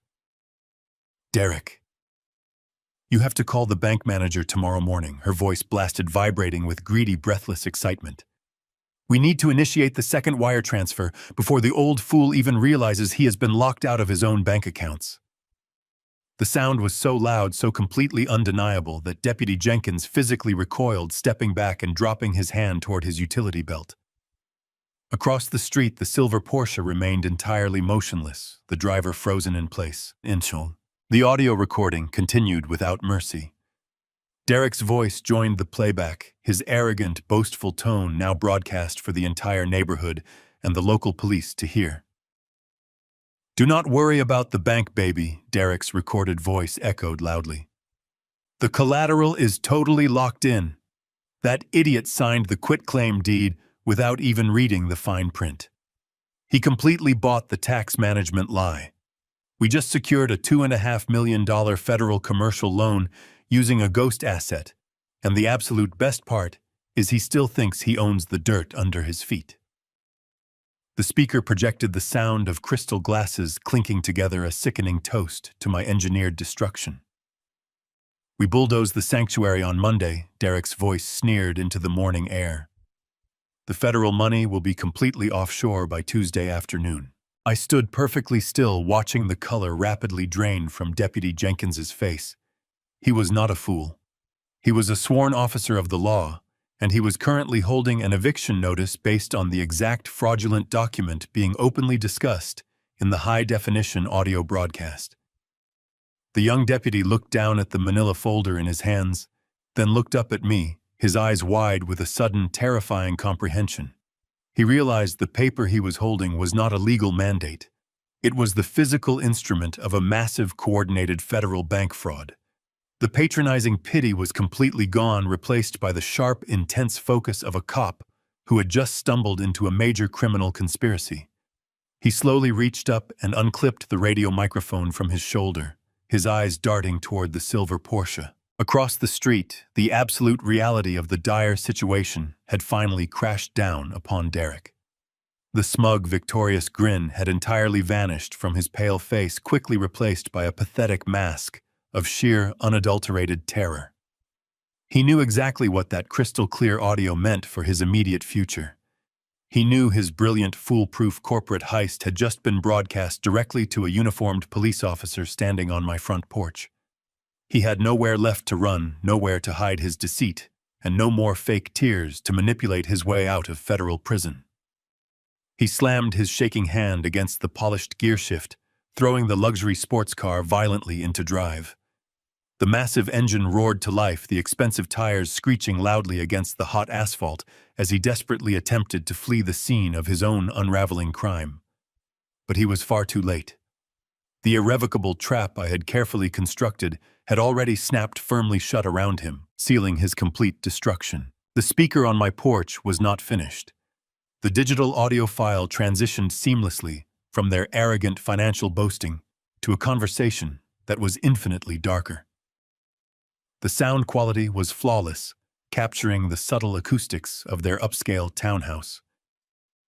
Rachel's voice cut through the heavy, humid morning air, crisp, calculated, and terrifyingly cold. Once the sheriff drags him out, dump him in that cheap state facility. Her voice projected echoing against brick facades of the surrounding homes. Make sure to cancel his premium heart meds. He is 70, Derek. Without the good meds, his heart will give out in a month. We keep the $2.5 million the developers bulldoze the house and we are free. The sheer malice of those words hung in the air, instantly suffocating the suburban tranquility. The neighborhood began to awaken. Front doors cautiously opened. Neighbors stepped out onto their manicured lawns, their morning routines completely forgotten as they turned their shocked faces toward my property. The cruel, undeniable reality of a daughter casually plotting her own father's demise had been broadcast for the entire street to witness. On my front porch, Deputy Jenkins stood completely frozen, his eyes wide and fixed on the Bluetooth speaker hidden among my potted ferns. The manila envelope containing the fraudulent eviction notice slipped from his loosened grip, the papers scattering across the wooden floorboards. He was no longer looking at a confused, senile old man resisting a legal property transfer. He was standing face to face with the intended victim of a highly premeditated, cold-blooded conspiracy to commit murder. The young officer swallowed hard, his Adam's apple bobbing, as the professional training took over his initial shock. He instinctively dropped his right hand to the heavy black radio resting on his tactical belt, his fingers gripping the plastic housing. He did not need to ask me for an explanation. The evidence had just spoken for itself. Across the street, the violent roar of the silver Porsche abruptly died.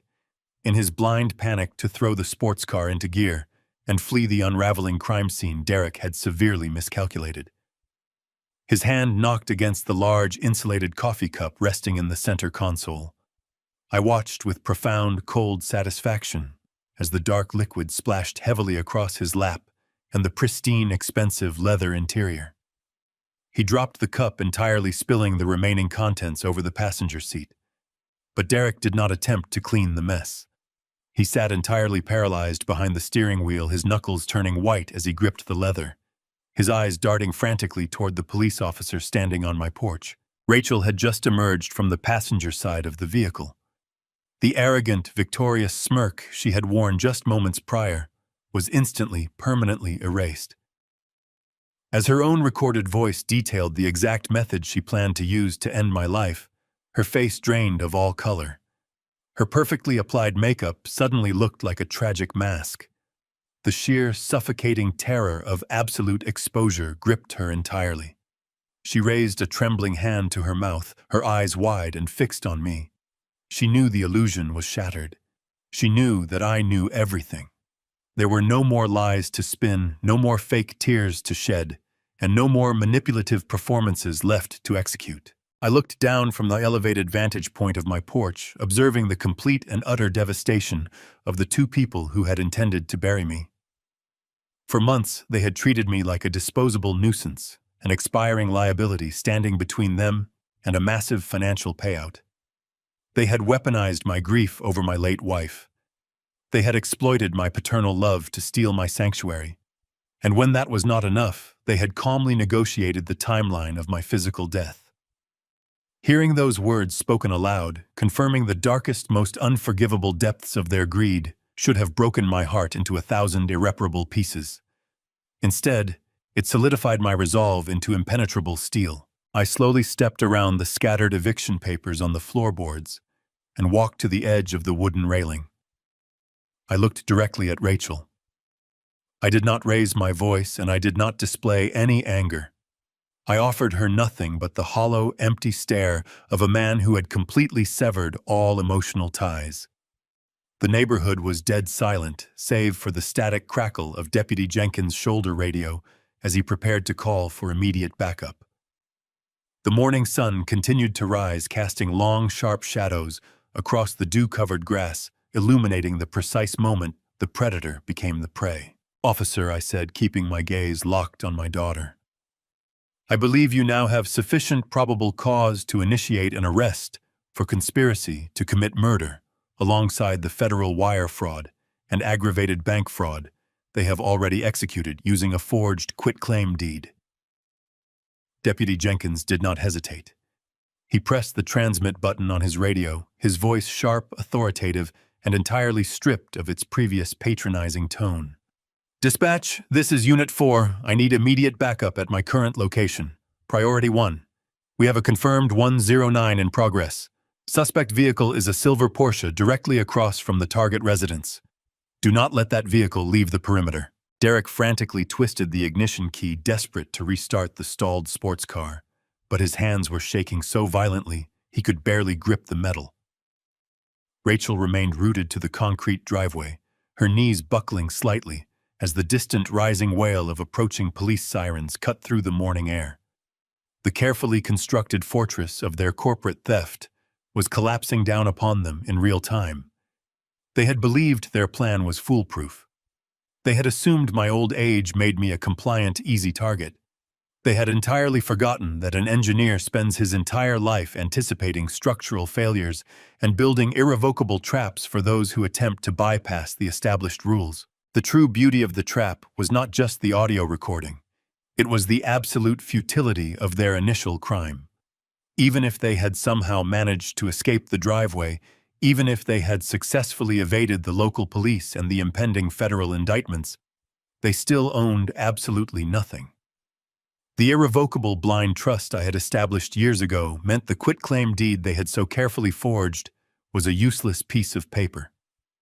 The $2.5 million they had stolen from the federal bank was secured against a ghost asset. They had mortgaged their entire lives, their freedom, and their future for a property they could never legally possess. The demolition crew would never arrive. The luxury retail center would never be built. I watched as the first black and white patrol cruiser turned the corner, its emergency lights flashing brilliantly against the suburban homes. It accelerated rapidly, pulling at a sharp angle to completely block the silver Porsche from the street. 2 more cruisers arrived within seconds, boxing the vehicle in from all sides. Uniformed officers spilled out their hands, resting cautiously on their holstered weapons. Deputy Jenkins jogged down the steps of my porch, moving purposefully toward the driveway where Rachel stood paralyzed and Derek sat trapped in his ruined luxury car. I reached out and pressed the power button on the Bluetooth speaker, silencing the device. The air was now filled with the chaotic sounds of law enforcement taking absolute control. I turned my back on the flashing lights, the shouting officers, and the panicked tears of the woman who used to be my daughter. I walked into my quiet sanctuary and gently closed the solid oak door behind me, feeling the heavy peace of absolute justice settling over my home. I stood in the quiet hallway of my home for only a few seconds, the heavy oak door closed firmly behind me. The flashing red and blue lights pulsed through the frosted glass of the entryway, casting long, frantic shadows against the walls of my sanctuary. I had intended to let the authorities handle the rest, to wash my hands of the 2 people who had conspired to end my life. But the cold, calculating engineer inside my mind demanded a final, definitive closure. A system is not fully decommissioned until the final valve is turned and the pressure is permanently neutralized. I reached out, gripped the brass handle, and pulled the heavy door open once more. The humid Texas air washed over me as I stepped back onto the wooden planks of my front porch. Deputy Jenkins and 3 other heavily armed officers had already drawn their service weapons, their voices cutting through the morning humidity as they ordered Derek out of the silver Porsche. I walked down the 3 wooden steps, my boots making a slow, deliberate sound against the concrete walkway. I did not yell. I did not shed a single tear. My breathing was perfectly even, and my heart beat with the steady, unyielding rhythm of a man who had reclaimed his absolute sovereignty. I walked slowly across the asphalt of the street, parting the sea of flashing police cruisers with the quiet authority of a ghost returning from the grave. The neighborhood was entirely captivated by the unfolding spectacle. People stood on their manicured lawns wrapped in mourning robes, watching in stunned silence as the wealthy, arrogant couple from the city was systematically dismantled. Derek was pressed hard against the hood of his ruined luxury car, his hands secured behind his back in heavy steel cuffs. His face was pressed against the hot metal, his eyes wide and darting frantically like a trapped animal. He was sweating profusely, the dark coffee stains blending into the expensive fabric of his tailored trousers. But I did not look at Derek. My gaze was fixed entirely on Rachel. She was standing near the edge of the driveway, trembling so violently that her knees threatened to completely buckle beneath her. A female officer stood closely beside her, maintaining a firm grip on her upper arm to prevent her from collapsing onto the concrete. Rachel looked at me, her eyes wide, pleading silently, begging for the merciful, forgiving father she had exploited for years. She expected me to intervene, to call off the wolves, to save her from the consequences of her own actions. I stopped exactly 3 feet away from her. The air between us felt heavy and charged with static electricity. I looked at the woman I had raised, the child I had comforted, the daughter I had loved, with every fiber of my being. I searched her familiar face for any lingering trace of my late wife, but I found absolutely nothing. She was an empty vessel, entirely consumed by bottomless, ruthless greed. "You did not just try to steal my home, Rachel," I said, my voice dangerously calm and perfectly level, carrying easily over the static of the police radios. I watched a fresh wave of tears spill over her eyelashes, streaking her immaculate makeup. I did not offer her a tissue. I did not offer her a hand. "You signed my death warrant for a couple of $1 million. I continued my words, striking her like physical blows. "You casually planned to murder your own father by deliberately cutting off my medication. You sat in my house, drank my tea, and calculated exactly how many days it would take for my heart to permanently fail without the premium prescriptions. You thought you could just dump me in a cheap state facility, wait for me to quietly expire, and then walk away completely free." A soft, choked sob escaped her lips. She tried to speak, tried to formulate a lie, but her throat was completely paralyzed by the sheer suffocating terror of my absolute awareness. Across the hood of the Porsche, Derek began to thrash weakly against the officer's grip, shouting desperate, incoherent excuses about a misunderstanding, about corporate restructuring and temporary liquidations. I slowly turned my head and locked eyes with him. The pathetic panic in his expression was the ultimate validation of my strategy. "Derek, you always believed you were the smartest man in any room," I said, raising my voice just enough to ensure the arresting officers heard every single syllable. "You thought I was just a senile, clueless old man who blindly signed a quitclaim deed. You thought you had successfully isolated me from my own property, but you failed to conduct a basic, thorough title search. The deed you brought to my kitchen table, the document you so proudly filed with the county clerk, is entirely worthless." The color completely drained from his face, leaving his skin a sickly ashen gray. He stopped struggling against the steel cuffs, his breathing hitching in his chest.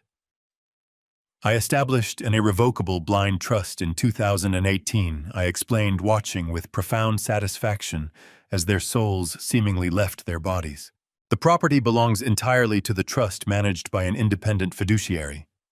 My personal signature carries absolutely no legal weight to authorize a transfer of ownership. I cannot give away an asset I do not legally possess.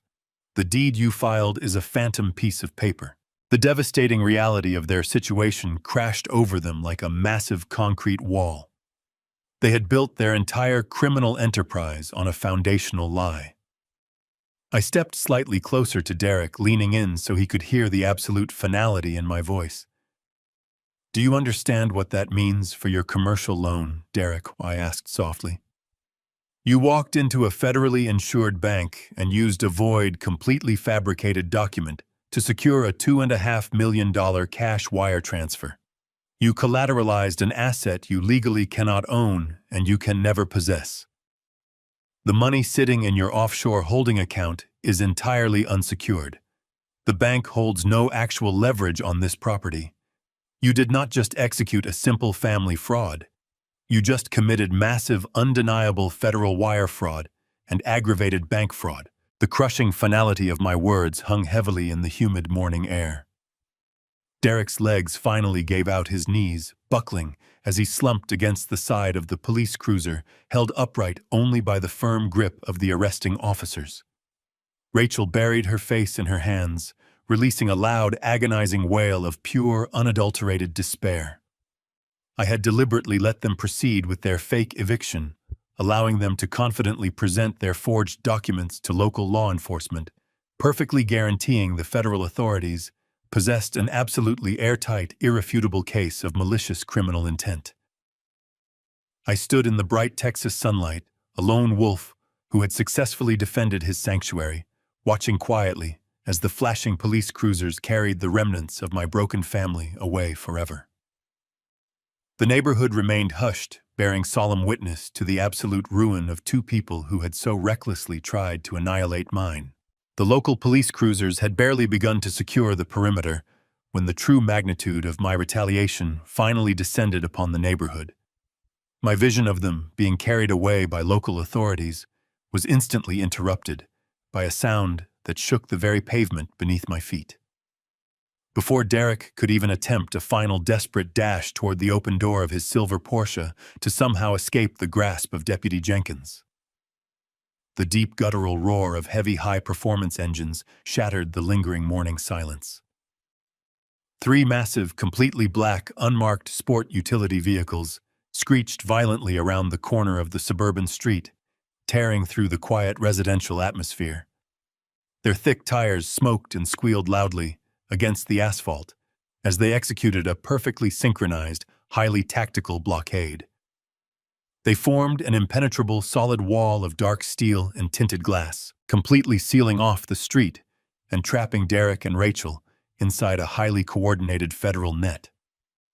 The doors of the heavy vehicles flew open simultaneously, and a dozen heavily armed federal agents stepped out into the thick, humid Texas air. They moved with a terrifying, silent efficiency, their boots hitting the ground in unison, wearing dark tactical vests emblazoned with the bold yellow letters of the Federal Bureau of Investigation. The potent smell of burned rubber drifted across the manicured lawns, permanently replacing the tranquil scent of morning dew. Leading the federal detachment was Jonathan Brooks. My seasoned litigation attorney stepped out of the lead vehicle, his immaculate suit providing a stark contrast to the heavy tactical gear surrounding him. He adjusted his tie and looked up at my porch, giving me a single crisp nod of confirmation. The elaborate trap we had meticulously built in his downtown office had been perfectly sprung.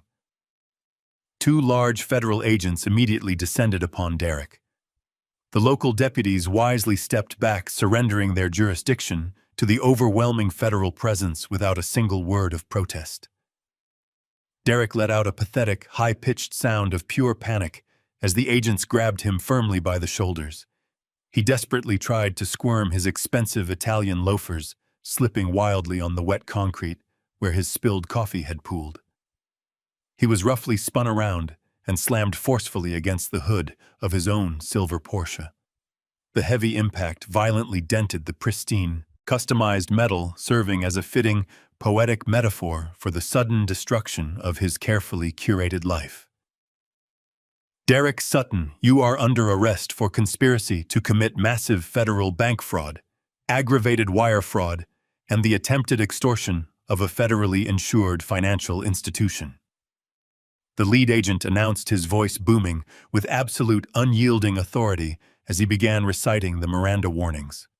The cold metallic click of heavy federal handcuffs snapping tightly shut around Derek's wrists echoed clearly across the silent neighborhood.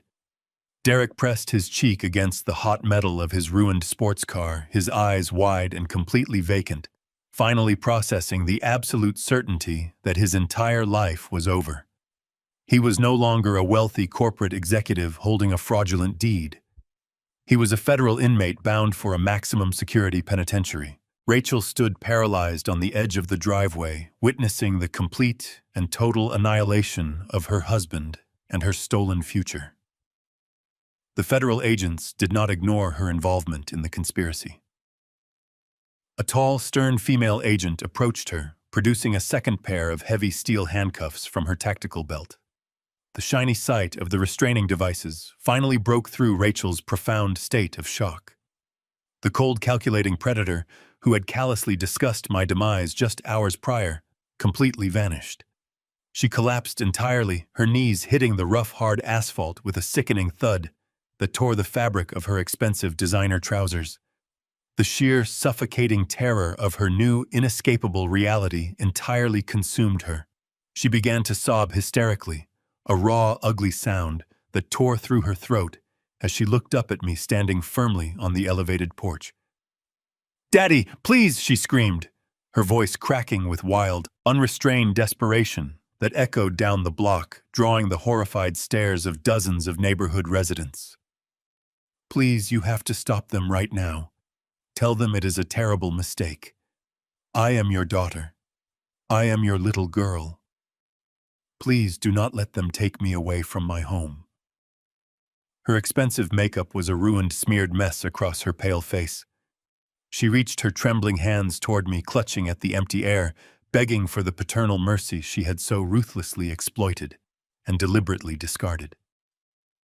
She expected the man who had loved her, the man who had protected her for her entire life, to somehow step down from the porch and permanently shield her from the devastating legal consequences of her own horrific actions. I did not take a single step off the wooden porch.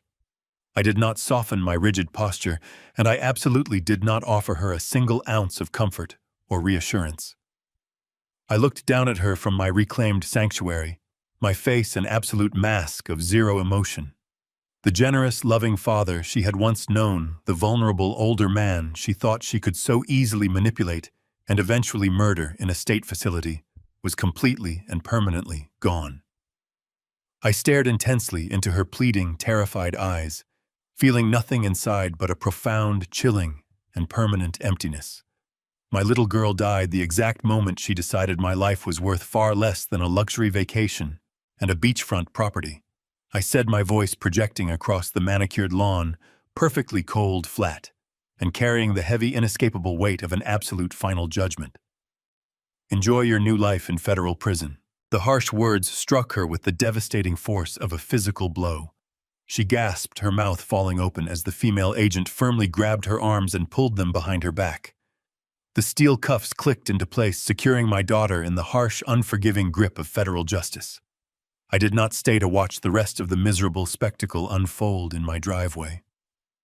I turned my back on the flashing lights, the heavily armed agents, and the pathetic, echoing screams of the woman who had tried to bury me. I walked slowly across the wooden planks of my porch, my boots stepping over the scattered, worthless eviction papers that had blown across the floorboards like dead leaves. I reached out, grabbed the heavy brass handle of my front door, and stepped back into the quiet, cool sanctuary of my home. I pushed the solid oak door shut behind me, locking them out. The heavy click of the deadbolt echoed with a deep, satisfying finality. The chaotic noise of the street outside was instantly muted, replaced by the profound, comforting silence of a house that belonged entirely to me. I walked deliberately toward the comforting warmth of my private study, my footsteps steady and resolute, leaving the betrayal behind. I poured myself a final, generous measure of aged bourbon, raised the heavy crystal glass in a silent, solitary toast to the loving memory of my late wife, and finally tasted the sweet, burning flavor of absolute permanent victory. The taste of that aged bourbon marked the definitive end of my vulnerability and the beginning of a radically different chapter in my life. 6 months passed since that chaotic morning on my front porch, and the wheels of federal justice turned with a slow, grinding, and absolutely merciless efficiency. I did not attend their trial. I had no desire to sit in a sterile federal courtroom and watch the two people who had planned my demise attempt to play the victims. Instead, I watched the spectacular collapse of their lives from the quiet comfort of my study, following the relentless coverage on the evening news broadcasts. The media descended upon the story with a ravenous appetite. It was, after all, a perfect modern tragedy of corporate greed, family betrayal, and spectacular hubris. The financial reporters detailed every single aspect of Derek's incredibly arrogant scheme. They meticulously explained how he had forged my signature, bypassed the commercial lending protocols, and attempted to launder $2.5 million through his offshore shell companies. The federal prosecutors were absolutely ruthless in their presentation of the evidence. They played the audio recording from the hidden microbug in open court, broadcasting Rachel's cold, calculated plan to cancel my heart medication to a jury of her horrified peers. The entire courtroom reportedly sat in a stunned, deafening silence as her cruel recorded laughter echoed off the wood-paneled walls. There was no defense strategy capable of overcoming the sound of a daughter actively anticipating her father's lethal cardiac arrest. Derek's high-priced defense attorneys scrambled uselessly, completely unable to dismantle the meticulous paper trail of their fraudulent offshore accounts and the undeniable reality of the void quitclaim deed. The jury deliberated for less than 3 hours. The presiding federal judge handed down consecutive maximum sentences for the aggravated bank fraud, the wire fraud, and the criminal conspiracy to commit bodily harm. Derek and Rachel were each condemned to serve 25 years in a maximum security federal penitentiary, completely stripped of any possibility for early parole. But the criminal sentences were only the beginning of their absolute ruin. The federally insured commercial bank, desperate to recover the massive capital Derek had recklessly stolen and rapidly dispersed, initiated a total and immediate asset seizure. The bank's litigation team moved with a vicious speed that made Derek's initial eviction attempt look like child's play. They completely liquidated his corporate accounts. They seized the custom silver Porsche that was sitting impounded in a police lot. They foreclosed on their immaculate upscale townhouse, legally auctioning off every single piece of designer furniture, every expensive piece of jewelry, and every limited edition Prada handbag Rachel had ever collected. They were reduced to absolute staggering poverty, forced to trade their lives of manufactured luxury for standard-issue canvas uniforms and the bleak concrete walls of federal lockup. They had gambled their entire existence for a few $1 million, and they had lost absolutely everything. With my predators securely locked away behind reinforced steel doors, I turned my attention back to the 5-acre estate that had been the epicenter of this brutal war. The sprawling property had successfully served its final purpose. The irrevocable blind trust had acted as an impenetrable fortress, perfectly shielding the land from their predatory grasp, while simultaneously trapping them in a massive federal crime. However, walking through the quiet, empty halls of the house, I realized the atmosphere had permanently shifted. The beautiful sanctuary I had built with my late wife was now irrevocably tainted by the lingering memory of Rachel's profound betrayal. The walls echoed with the phantom sound of her cruel calculations. I no longer wished to spend my remaining years walking the same floorboards where my own daughter had confidently plotted my murder. Operating within the legal parameters of the trust I had personally architected, I instructed Jonathan Brooks to legally dissolve the structural restrictions and prepare the property for immediate liquidation. I had no interest in selling to another ruthless corporate entity like Sutton Holdings. Instead, I meticulously vetted potential buyers, eventually selecting a highly respected ethical development firm out of Dallas that specialized in sustainable, community-focused residential projects.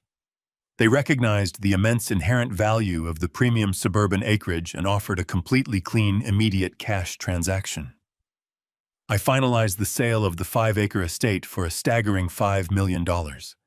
I signed the legitimate binding closing documents in Jonathan's downtown office, a stark poetic contrast to the fraudulent paperwork Derek had tried to force upon me in my kitchen. I took the substantial capital from the sale, combined it with my already comfortable retirement savings, and permanently turned my back on the state of Texas. I desired a complete geographical and psychological separation from the darkest chapter of my life. I traveled south ultimately, purchasing a breathtaking, ultra-modern penthouse condominium situated high above the vibrant, sun-drenched coastline of Miami, Florida. The stark, brilliant white walls and floor-to-ceiling glass panels of my new residence offered an uninterrupted panoramic view of the vast, glittering expanse of the Atlantic Ocean. The heavy oppressive shadows of my old study were permanently replaced by the bright restorative energy of the tropical sun. The physical transformation I underwent in those subsequent months was nothing short of remarkable. The frail, disheveled, cognitively declining old man I had pretended to be was completely banished. I returned to my rigorous daily exercise routines. I ate exceptionally well. My posture straightened, my mind remained razor-sharp, and my heart beat with a vibrant, unyielding vitality. The sea salt breeze flowing through my open balcony doors felt like a daily baptism, washing away the bitter residue of the past. I had successfully excised a malignant cancerous tumor from my life, and the resulting sense of freedom was utterly intoxicating. Yet my definitive victory required one final constructive act. The sheer cruelty of Rachel's plan to cancel my premium medications had left a profound impression upon me. I could not simply forget the chilling reality that countless elderly individuals actually suffered and died because they were unable to afford their life-saving prescriptions. I took a significant portion of the profits from the estate sale and formally established a highly endowed medical charity in the loving, honorable memory of my late wife. The foundation was specifically designed to provide direct financial assistance to vulnerable elderly patients, ensuring they never had to choose between their fundamental survival and their basic financial dignity.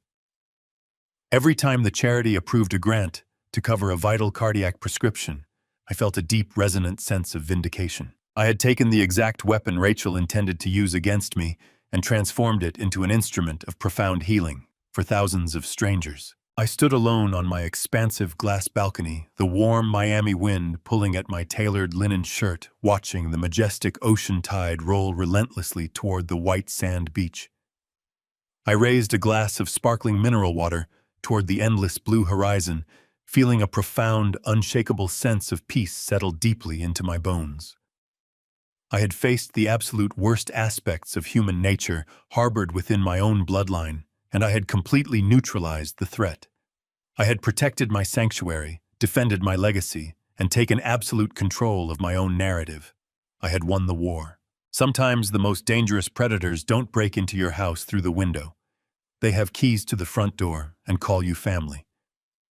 Society teaches us to forgive our children unconditionally, but there is a profound difference between a mistake and a calculated crime. Forgiveness is a virtue, but protecting your life, your dignity, and your hard-earned legacy is a duty. Never hand over the keys to your survival to anyone. You can love your family, but you must love yourself enough to walk away and let the law handle those who wear the mask of a demon.